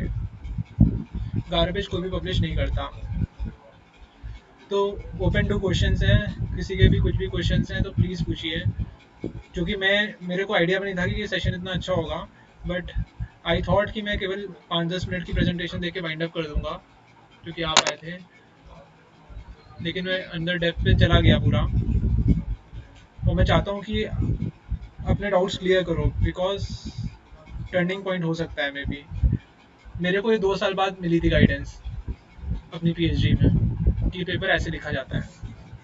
तो 2 साल तक मैं जब पीएचडी कर रहा था आईआईटी में भी, तो आई वॉज नो वेयर, मेरे एस सी इंडेक्स पेपर्स नहीं थे। उसके बाद ही हुए जब मेरे को पता चला कि अंदर ऐसे होना चाहिए। पूछिए, कोई भी पूछ सकता है।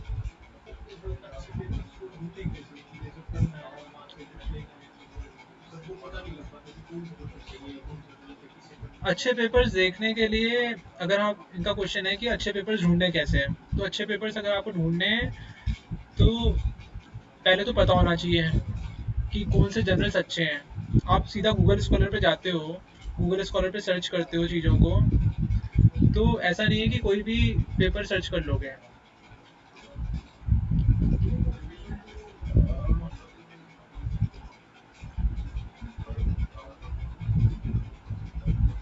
यहाँ पे आप जैसे कोविड 19 मशीन लर्निंग सर्च कर रहे हो, तो सबसे पहले ये कि यहाँ पे टॉप लेफ्ट साइड में सिंस 2020 कर दिया, तो जो भी रिसेंट पेपर्स हैं वो आएंगे। ठीक है, अब आपको इम्पैक्ट फैक्टर देखना होता है कि वो जनरल अच्छा होना चाहिए। कैसे देखोगे अच्छा जनरल है कि नहीं है? खोल के पता चल जाता है। जैसे एल्सवेयर का है ये, उसका, उस जनरल को खोलोगे ना, उसकी वेबसाइट पे जाके, जैसे ये जनरल है, अब इसका एक तो देख रहा है कि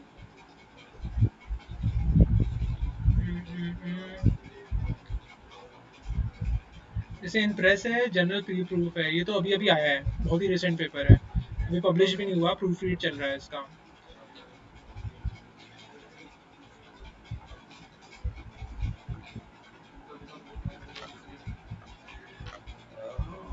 इस जर्नल की वेबसाइट में जाके देख सकते हैं कि उसकी इंडेक्सिंग एससीआई है कि नहीं है। जैसे कोई भी जर्नल, जैसे ये जर्नल का नाम है चाओस सॉलिटन्स एंड फ्रैक्टल्स, तो इसमें जनरल में चले गए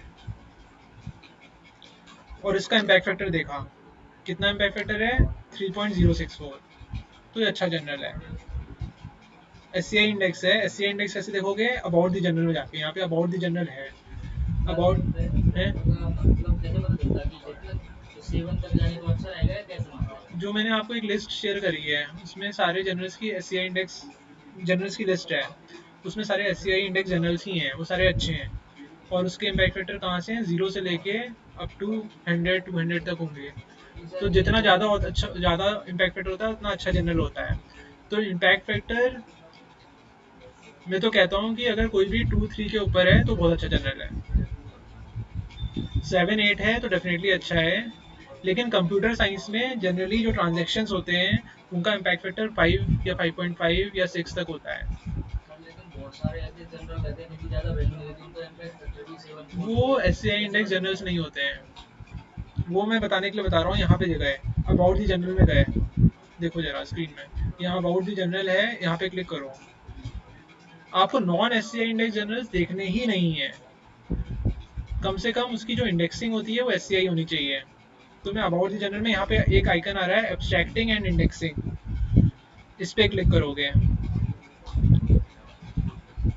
अब इस पे इसने बता दिया कि ये कहाँ पे इंडेक्स है, तो इसमें आ रहा है साइंस साइटेशन इंडेक्स, मतलब ये S C I index journal है। अगर कहीं कोई भी जनरल जिसमें एस सी आई इंडेक्स नहीं होता, उसको देखना ही नहीं है, उसको देखोगे तो रिसर्च खराब हो जाएगी। तो अच्छा क्वेश्चन है, बहुत ही अच्छा क्वेश्चन है आपका, कई लोगों को फायदा करेगा ये।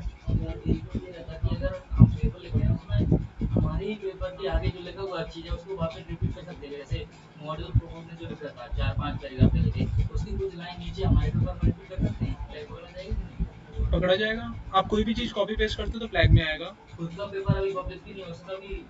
अगर पब्लिश नहीं है तब तो उसी पेपर को जिसको लिख रहे हैं पहले कुछ लाइन लिख चुके हैं, उसकी कुछ लाइनें तो भी फ्लैग में आएगा। अगर मान लो मेरा पुराना पेपर है, कोई ऑनलाइन है, और अभी मैं उसी का एक्सटेंडेड वर्जन कुछ पेपर अपना नया लिख रहा हूँ, अपने पेपर को भी मैं कॉपी पेस्ट नहीं कर सकता, बिकॉज वो ऑलरेडी इंटरनेट पे है। और मेरा पेपर दोबारा, अगर मैं कोई नया पेपर लिख रहा हूँ और सबमिट कर रहा हूँ, तो पुराने पेपर से वो मैप करता है, टर्निटिन सॉफ्टवेयर जिससे ये लोग चेक करते हैं।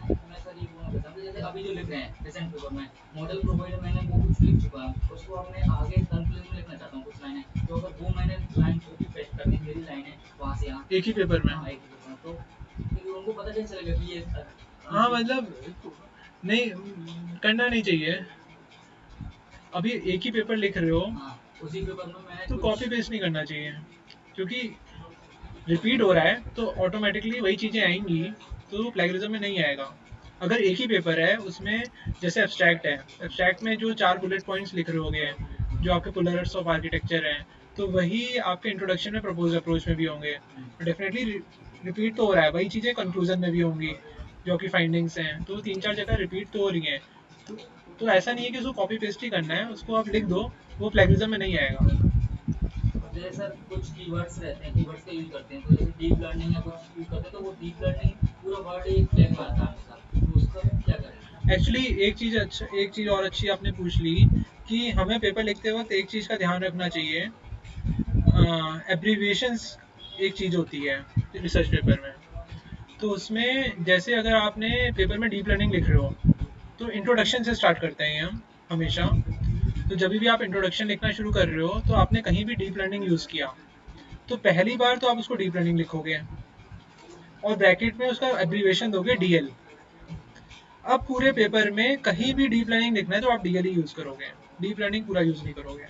ये बहुत इंपॉर्टेंट है, ये अच्छा हुआ आपने पूछ लिया, बिकॉज कोई भी चीज़ हो सकती है। अगर आपने इमेज प्रोसेसिंग का यूज़ किया तो पहली बार जहाँ जहाँ भी आप इमेज प्रोसेसिंग लिखोगे तो इमेज प्रोसेसिंग पूरा लिख के आईपी ब्रैकेट में आईपी लिखोगे। और फिर पेपर में, पूरे पेपर में कहीं भी इमेज प्रोसेसिंग लिखना है तो आईपी ही यूज़ करोगे। तो ऐसे सबके लिए होता है।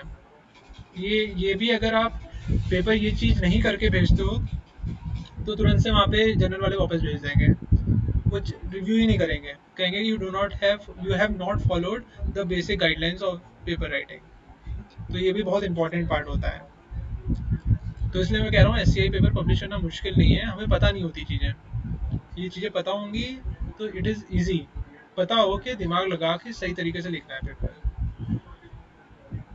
और पूछिए। एस होता है, और उस एस मतलब साइंस साइटेशन इंडेक्स होता है, और साइंस साइटेशन इंडेक्स एक्सपेंडेड होता है कि अब जो वो भी एस ही माना जाता है, तो दोनों ही अच्छी क्वालिटीज़ के होते हैं। एक्चुअली ये बस इंडेक्सिंग है, एस इंडेक्सिंग क्वालिटी पेपर्स होती हैं। कई सारे जर्नल्स होंगे जो एस इंडेक्स नहीं होंगे तो वो क्वालिटी नहीं होते हैं। एस मतलब क्वालिटी पेपर्स होंगे, उसके ऊपर लेवल का भी होता है, लेकिन ठीक है, एस अच्छा माना जाता है। कॉन्फ्रेंसेस की भी इंडेक्सिंग होती है, वो भी एस इंडेक्स होती हैं। एक्चुअली स्कोपस इंडेक्स भी होती है कॉन्फ्रेंसेस। कंप्यूटर विजन में सी वी पी आर, एक्चुअली ये इसकी रैंकिंग होती है, कोर रैंकिंग होती है। सी वी पी आर हो गया, आई सी सी वी हो गई, ये सबसे टॉप मोस्ट कॉन्फ्रेंसेज होती हैं कंप्यूटर विजन की वर्ल्ड में। इन्हीं को फॉलो करना चाहिए। मतलब मैं अगर कोई भी नई रिसर्च काम करना शुरू करता हूँ तो इन पेपर्स को फॉलो करता हूँ, यहाँ से आइडियाज़ निकालता हूँ, क्योंकि ये सबसे वर्ल्ड में सबसे टॉप मोस्ट काम हो रहा है कंप्यूटर विजन में। तो यहाँ से आइडियाज़ निकालूंगा तो नया ही होगा। और बाकी रैंकिंग होती हैं, कोर रैंकिंग।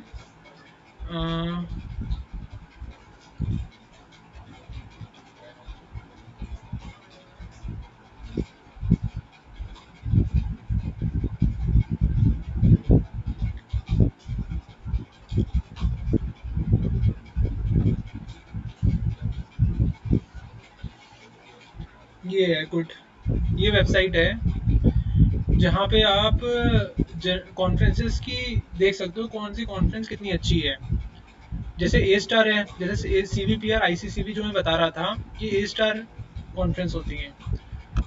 4% होगी कॉन्फ्रेंसेस ए स्टार होती हैं, फिर ए की होती हैं, फिर बी किसकी होती है, सी कितने की होती है। तो ये ए स्टार, ए, बी, ये सारी कॉन्फ्रेंस के पेपर सही होते हैं।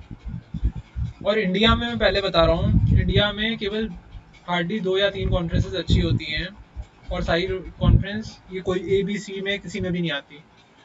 मतलब ये ए बी सी ए स्टार किसी में भी नहीं आती है।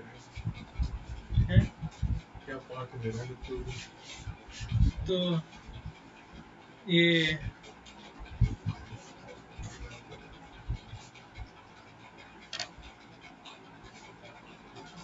तो इंडिया में कोई भी कॉन्फ्रेंस की कोई वैल्यू नहीं होती है। तो अगर आपको कॉन्फ्रेंसेस देखनी है तो इन कॉन्फ्रेंसेस को देख सकते हैं। ए स्टार सबसे अच्छी है, फिर ए है, फिर बी है, फिर सी है। अब्रॉड में मैं आपसे चाहूँगा, बहुत ही अच्छा व्यू पॉइंट है कि आपने ये क्वेश्चन भी पूछा। मैं चाहूँगा कि अभी कोरोना चल रहा है, कोविड 19 चल रहा है, तो जितनी भी ये कॉन्फ्रेंसेस हो रही हैं, even A star, A B C C तक हम जा सकते हैं। तो ये सारी कॉन्फ्रेंस अब्रॉड में ही होती हैं, इंडिया में होती नहीं है। इंडिया में हार्डली कोई कॉन्फ्रेंस होती है। और अभी हमारे पास चांस है कि हम इनमें पेपर पब्लिश कर सकें। अगर हम सर्च कर सकते हैं, इसी प्लेटफॉर्म पे आप सर्च करोगे, आप देखोगे कि आपका काम अगर कोई भी कॉन्फ्रेंस के काम से मिलता जुलता है, तो आप स्काइप प्रेजेंटेशन इसमें देख सकते हो। मतलब आपको अब्रॉड जाना पड़ेगा नहीं। तो ये सबसे अच्छी अपॉर्चुनिटी है जो कि हार्डली मिलती है, तो उसको पॉजिटिव सेंस में देखें इस पेंडेमिक को। तो रिसर्चर्स के लिए पॉजिटिव सेंस में ऐसे है कि हम पैसे बचा रहे हैं। अगर आप ऑस्ट्रेलिया भी जाते हो, यूएस भी जाओ, तो आपके कम से कम यूएस जाने में 1 लाख रुपए खर्च होता है आना जाना। तो सारी अच्छी कॉन्फ्रेंसेस यूएस में होती हैं, तो इसलिए पब्लिश नहीं कर पाते थे प्राइवेट कॉलेज के बच्चे। तो हमारे लिए सबसे अच्छा एडवांटेज है कि हम इस समय पब्लिश कर सकते हैं इन कॉन्फ्रेंसेस में, क्योंकि 1-1 लाख रुपए बच रहे हैं हमारे। तो बहुत ही बढ़िया अपॉर्चुनिटी है, बहुत ही अच्छी अपॉर्चुनिटी है। मैं तो चाहता हूँ कि जितने भी पीएचडी स्कॉलर्स हैं, इवन अमित सर, ये मेरे को नहीं बताइए, कई लोगों ने स्किप कर दिया आज की प्रेजेंटेशन टॉक। तो पूनम मैम और अमित सर, आप लोग और लोगों को प्लीज़ कन्वे करिएगा कि इस प्लेटफॉर्म से सर्च कर सकते हैं अच्छी कॉन्फ्रेंसेस को और टारगेट कर सकते हैं। और इवन आज का जो डिस्कशन है उसका भी आप उनसे डिस्कस कर सकते हो, और सब पीएचडी स्कॉलर से, आदित्य सर से यस सर। और सिद्धार्थ से। ओके सर, ये रेफरेंसेस भी कई बार प्लेगरिज्म में आ जाती हैं, तो उसको कैसे हैंडल किया जाए? रेफरेंसेस मैम जनरली प्लेगरिज्म में नहीं काउंट होता, बिकॉज जो टर्निटिन सॉफ्टवेयर होता है उसमें मतलब इवन जनरल्स में और इवन कॉन्फ्रेंस जो अच्छी कॉन्फ्रेंसेस होते हैं, वो रेफरेंसेस को हटा के प्लैग चेक करते हैं। कभी भी रेफरेंसेस को इंक्लूड करके प्लेगरिज्म नहीं चेक किया जाता। या तो बहुत ही ओके। बेकार अगर कॉन्फ्रेंस होगी, तो वहाँ पे अगर उनको नहीं पता ये चीज़, तो वो लोग ही बाय मिस्टेक कर देंगे। अदरवाइज कभी भी रेफरेंसेस को इंक्लूड नहीं करते हैं प्लेगरिज्म चेक करने के लिए। Okay sir. और किसी का कुछ क्वेश्चन है क्या? तन्मय जी, आप लोगों का क्या चल रहा है पेपर का?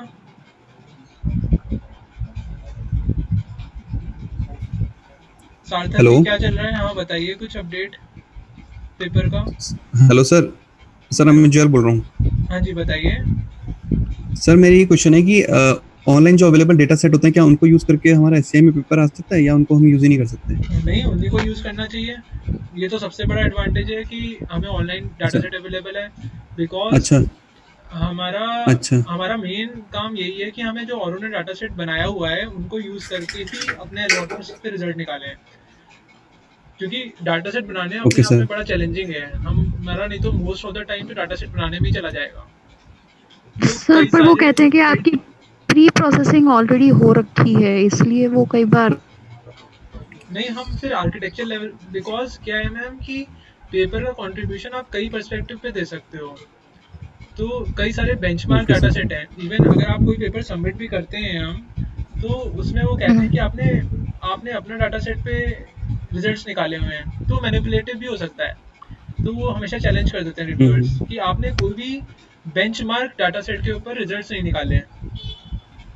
तो मतलब वो हमेशा यही कहेंगे, अगर एस सी इंडेक्स जनरल है तो हमेशा ही कहेगा कि आपने आपका बेंचमार्क डाटा सेट पे आपने रिजल्ट्स कहाँ निकाले हैं, कंपैरिजन कहाँ दिखाया है, और टेक्निक से अपने प्रपोज अप्रोच लें।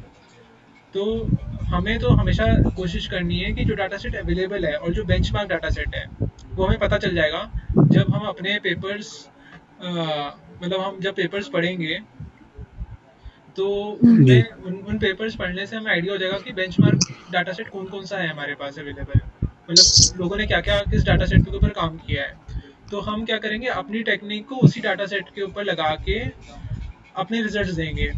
और उन्हें तो लगाया हुआ है, तो और उससे कंपैरिजन दिखा देंगे। तो हम कह सकते हैं डायरेक्टली कि हमारा उसी बेंचमार्क डाटा सेट पे हमने काम किया है, रिजल्ट्स निकाले हैं, और औरों की टेक्निक से कंपैरिजन भी किया है, तो एक्सेप्ट कर लेते हैं हम। Data okay set sir. और ओके सर। चैलेंजिंग बनाने के लिए हम मॉडिफाई कर सकते हैं और डाटा सेट को, लेकिन बेंचमार्क में तो कंपैरिजन दिखाना ही पड़ेगा। अच्छा। Sir, good morning, sir. हाँ जी। सर करंटली सर अभी तो हम अपने पेपर को और पेपर्स से कंपेयर कर रहे थे, तो सर उसमें सर अभी हमें कितने पेपर्स पे नैरो डाउन करना चाहिए सर? जैसे बहुत सारे पेपर्स हैं जो हमसे रिलेटेड हैं, तो सर उसमें हमें कितने पेपर्स पे कंपेयर करना चाहिए सर अपने पेपर को? एक्चुअली अगर आप जो भी आपका है, जो भी आपने आपकी एप्लीकेशन है, अगर आप उसमें एक भी पेपर को देखेंगे तो ऑलरेडी उस पेपर में उन्होंने कंपैरिजन किया होगा और टेक्निक से। यस तो सर। आप क्या कर सकते हो कि एक ही डाटा सेट पे अपने एल्गोरिथम को कंपेयर करोगे उन एल्गोरिथम से जो उस पेपर में उन्होंने किया हुआ है, जिनसे कंपेयर किया हुआ है। तो ऐसे अगर आप 4-5 टेक्निक से भी कंपेयर करके दिखा दे रहे हो तो अच्छा है। मतलब कोई भी आपने अपनी एप्लीकेशन का रिसेंट पेपर उठाया 2020 का, ठीक है, और आपने क्या किया कि देखा कि उन्होंने क्या क्या टेक्निक्स लगाई थी, उनका प्रपोज अप्रोच देखा और उन्होंने किससे कंपैरिजन दिखाया वो दिखा दिया, वो आपको पता चल गया। आप क्या करोगे, उन्होंने जिनसे कंपैरिजन करके दिखाया हुआ है उनसे कंपैरिजन कर सकते हो और उनकी टेक्निक से कंपैरिजन कर सकते हो, तो आपका भी काम आसान हो गया। और डाटा सेट अगर सेम ही यूज़ कर रहे हो तब तो कुछ करना ही नहीं है। आपने अपनी डाटा सेट उसी डाटा सेट पे अपने एल्गोरिथम के रिजल्ट्स दिखा दिए, और उसी डाटा सेट पे उनके रिजल्ट्स ऑलरेडी आपको पता है, क्योंकि उन्होंने भी चार्ट टेबल बनाया होगा जिसमें उन्होंने अपनी प्रपोज अप्रोच को और टेक्निक से कंपैरिजन करके उस डाटा सेट पे दिखाया हुआ है। तो वो रिजल्ट्स तो एज इट इज़ आ जाएंगे, और बाकी आपने उसी डाटा सेट पे अपनी प्रपोज अप्रोच को लगा के दिखा दिया रिजल्ट। समझ में आया ओके सर। कि दोबारा समझाऊँ? नहीं सर, आ गया। आ गया ना? और सर इसमें सर जैसे आपने कहा कि अच्छे इम्पैक्ट फैक्टर वाले जर्नल्स को ही करना है, तो सर जो कम वाले हैं उनको हम निगलेक्ट कर सकते हैं ना? जैसे हाँ हाँ, अगर वो उसी टॉपिक पे है तो हम निगलेक्ट कर दें, उन्हें बिल्कुल कंसिडर करने की जरूरत नहीं है। कम वालों जनरल्स क्या होते हैं आपको बता दूं, जो लोकल जो कॉन्फ्रेंसेस इंडिया में होती रहती हैं उसमें 80 to 90% पेपर्स में जो काम पब्लिश किया हुआ है वो सब मैनिपुलेटिव होता है। क्योंकि जैसे अगर कल पब्लिश करना है तो आज 1-2 घंटे लगाओगे, उसमें कुछ भी डाटा भर देते हैं माइंडलेसली। और इंडियन कॉन्फ्रेंसेस को और जो बहुत लो पेड जर्नल्स होते हैं उनको केवल पैसे से मतलब है, तो उसमें आप टेबल में कुछ भी लिखोगे वो आपका पेपर पब्लिश कर देंगे। तो कभी भी नहीं देखना चाहिए जो बेकार कॉन्फ्रेंसेस और बेकार जर्नल्स पेपर हैं, वो कभी भी नहीं देखना चाहिए, वो आपकी रिसर्च को रूइन कर देगा। कभी भी नहीं देखना चाहिए। इवन अगर आपने भी कुछ काम किया हुआ है जो बेकार कॉन्फ्रेंस में पब्लिश किया, वो भी काम अगर आपको पता होना चाहिए कि अगर अच्छा नहीं है तो मत देखो उसको। ये ध्यान रखने वाली चीज़ है। जो पेड जर्नल्स हैं और जो लो कॉन्फ्रेंसेस हैं इंडिया, उनको देखना ही नहीं है। चाहे बीटेक वाले हैं चाहे कोई भी हो, रिसर्च करनी है तो देखना ही नहीं है। आपको केवल एससीआई इंडेक्स जर्नल्स पेपर देखने हैं और जिनका इम्पैक्ट फैक्टर ट्रांजैक्शन जितना है, तो ट्रांजैक्शन को ही फॉलो करो।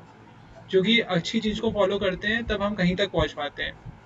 जैसे अगर स्टैनफोर्ड और एमआईटी को फॉलो करोगे पढ़ाई करने के लिए, तो जाके आईआईटी मंडी तक की पढ़ाई कर पाओगे, जो नए आईआईटीज़ हैं। अगर रेफरेंस पॉइंट ही आईआईटी मंडी का उठाओगे या एनआईटीज़ को उठाओगे तो एक प्राइवेट कॉलेज से भी घटिया पढ़ाई हो पाएगी। रेफरेंस हमेशा सॉलिड होना चाहिए रिसर्च में, उसको फॉलो करोगे तो फिर एक अच्छा ट्रांजैक्शन को फॉलो करोगे तो एक अच्छा पेपर पब्लिश कर पाओगे। तो ये तो दिमाग में ध्यान रख। इवन जिन लोगों के साथ डिस्कस भी करते हो आप, वो भी ऐसा नहीं है कि रिसर्च में किसी के साथ भी कुछ भी डिस्कस कर सकते हो आप। जो अच्छा रिसर्चर है केवल उसी के साथ डिस्कस करने से आपकी रिसर्च अच्छी होगी। मान लो कि कुछ लोग, काफ़ी लोग पीएचडी कर रहे हैं, काफ़ी लोग बीटेक के प्रोजेक्ट्स बनाते हैं कॉलेज में, या काफ़ी लोग कुछ भी करते हैं, तो उनके साथ डिस्कस करके आपका मन खराब हो जाएगा, क्योंकि वो लोग कॉपी पेस्ट कर रहे हैं, वो लोग बहुत ही घटिया टेक्निक्स लगा रहे हैं, तो आपको लगेगा कि इसमें भी तो काम चल सकता है। तो क्या होगा, फ्यूचर में आपकी भी जॉब नहीं लगेगी, आपका भी फ्यूचर बर्बाद होगा और उनका तो हो ही गया। तो कभी भी डिस्कशन और गाइडेंस और रिसर्च पेपर पढ़ना ये बेकार जगह से नहीं करना चाहिए। इवन जी। फ्रेंड्स भी इसलिए आप लोगों को केयरफुली सिलेक्ट करने हैं कि किनके साथ आप पढ़ाई कर सकते हो, घूम फिर खेलना कूदना किससे के साथ भी कर सकते हो, लेकिन जो इंपॉर्टेंट चीज़ें होती हैं लाइफ की, आपकी स्टडीज़, आपके जो अच्छे डिस्कशंस होते हैं, जो गाइडेंस होती है कि लाइफ में क्या करना है क्या नहीं करना, तो ये किसी से भी नहीं कर सकते आप। या रिसर्च में क्या करना है क्या नहीं करना है, ये नहीं कि कोई भी रिसर्च पेपर से उठा के कर दिया सोच समझ के, तो आपकी रिसर्च बर्बाद हो जाएगी एकदम। आपको केवल सॉलिड जिनके कोर्स अवेलेबल हैं, जो अच्छे टॉप टायर कॉन्फ्रेंसेज हैं या टॉप टायर जर्नल्स हैं, उन्हीं को ही फॉलो करना है, नहीं तो आप अच्छे रिसर्चर बन ही नहीं सकते। ठीक है, ध्यान रखिए सारी चीज़ें। ठीक है सर। SCI ही टारगेट करिए। SCI टारगेट करने में 1-1.5 महीने में मेरे ख्याल से एक पेपर मैक्स टू मैक्स 2 महीने में हो जाएगा। डेडलाइन होनी चाहिए, हर हफ्ते की डेडलाइन होनी चाहिए कि हर हफ्ते में मेरे को आउटपुट करके दिखाना है क्या काम किया है। और आपस में अगर फ्रेंड सर्कल अच्छा होता है तो जैसे आप लोग हो तो आप लोग आपस में हेल्प कर सकते हो। जितने भी ओके PhD सर। हैं, ये हैं, एमटेक हैं, ये सब ग्रुप बना के इतना अच्छा ग्रुप है, मतलब जो काम कर रहे हैं इस समय, तो इसीलिए मैंने आप लोगों की कॉल भी इनिशिएट करी है, कुछ लोग आ नहीं पाए, तो आपस में आप लोग मिल के काम कर सकते हो इस समय। और इस समय तो इतना प्रेशर भी नहीं है जी कॉलेज का या किसी भी चीज़ों का।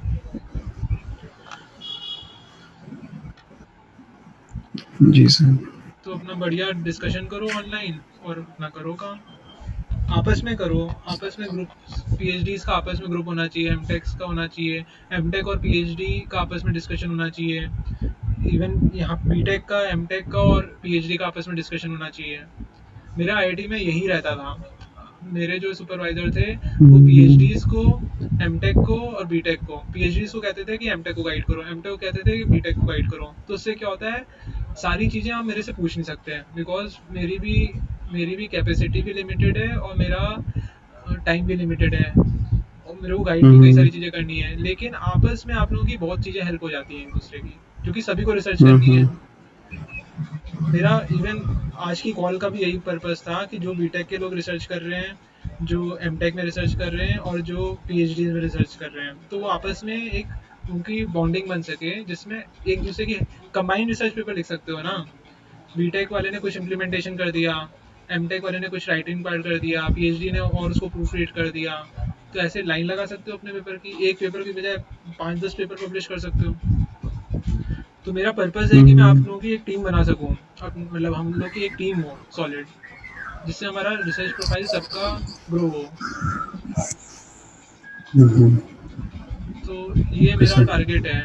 ये मैं कल रात को यही सोच रहा था कि आप सबकी एमटेक, PhD और जो बीटेक में अच्छे स्टूडेंट्स हैं उन सबकी एक टीम बनाऊं, जिससे अच्छे सॉलिड 4-5 एक साल में कम से कम सबके 3-4 SCI इंडेक्स जनरल पेपर निकले, और एक साल में 3-4 निकल सकते हैं। और आपके ऐसे अगर 2-3 साल में रीजनेबली 5-6-7 के ऊपर निकल गए तो आपको कोई भी गवर्नमेंट इंस्टीट्यूट ऐसे ही ले लेगा। काम ओवरऑल ऐसे ही होता है IITs में, NITs में, सब ग्रुप में काम करते हैं। रिसर्च कभी भी अकेले नहीं कर सकता इंसान, क्योंकि इंडिपेंडेंट आप कितना नया काम कर सकते हो, इट इज़ इम्पॉसिबल। आप फ्रस्ट्रेट हो जाओगे एक ही काम को करते करते। रिसर्च हमेशा ग्रुप में होती है, आपको दूसरों की हेल्प चाहिए होगी, दूसरों की हेल्प करनी पड़ेगी। तो मेरे ख्याल से बहुत इजी हो जाएगा पब्लिश करना पेपर्स, अगर ग्रुप में काम करते हैं तो। गैप नहीं होना चाहिए किसी भी तरीके का आपस में,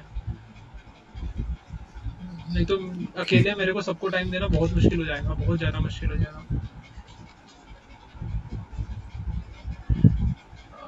और किसी का कोई क्वेश्चन है क्या कुछ?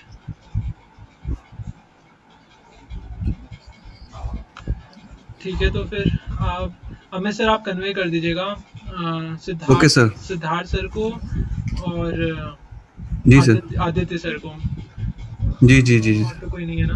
कर दूंगा मैं। हाँ, ये ठीक है दोनों सर। दोनों अच्छे हैं, ये दोनों हाँ अच्छा हाँ कर सकते हैं। जी सर, शाम को कर दूंगा मैं आज। हाँ, इनको ठीक सब है। चीज़ें कन्वे कर सकते हैं। जी सर, जी सर। ठीक है sir, thank you so much. ठीक है sir, thank you sir, thank you sir. Thank you.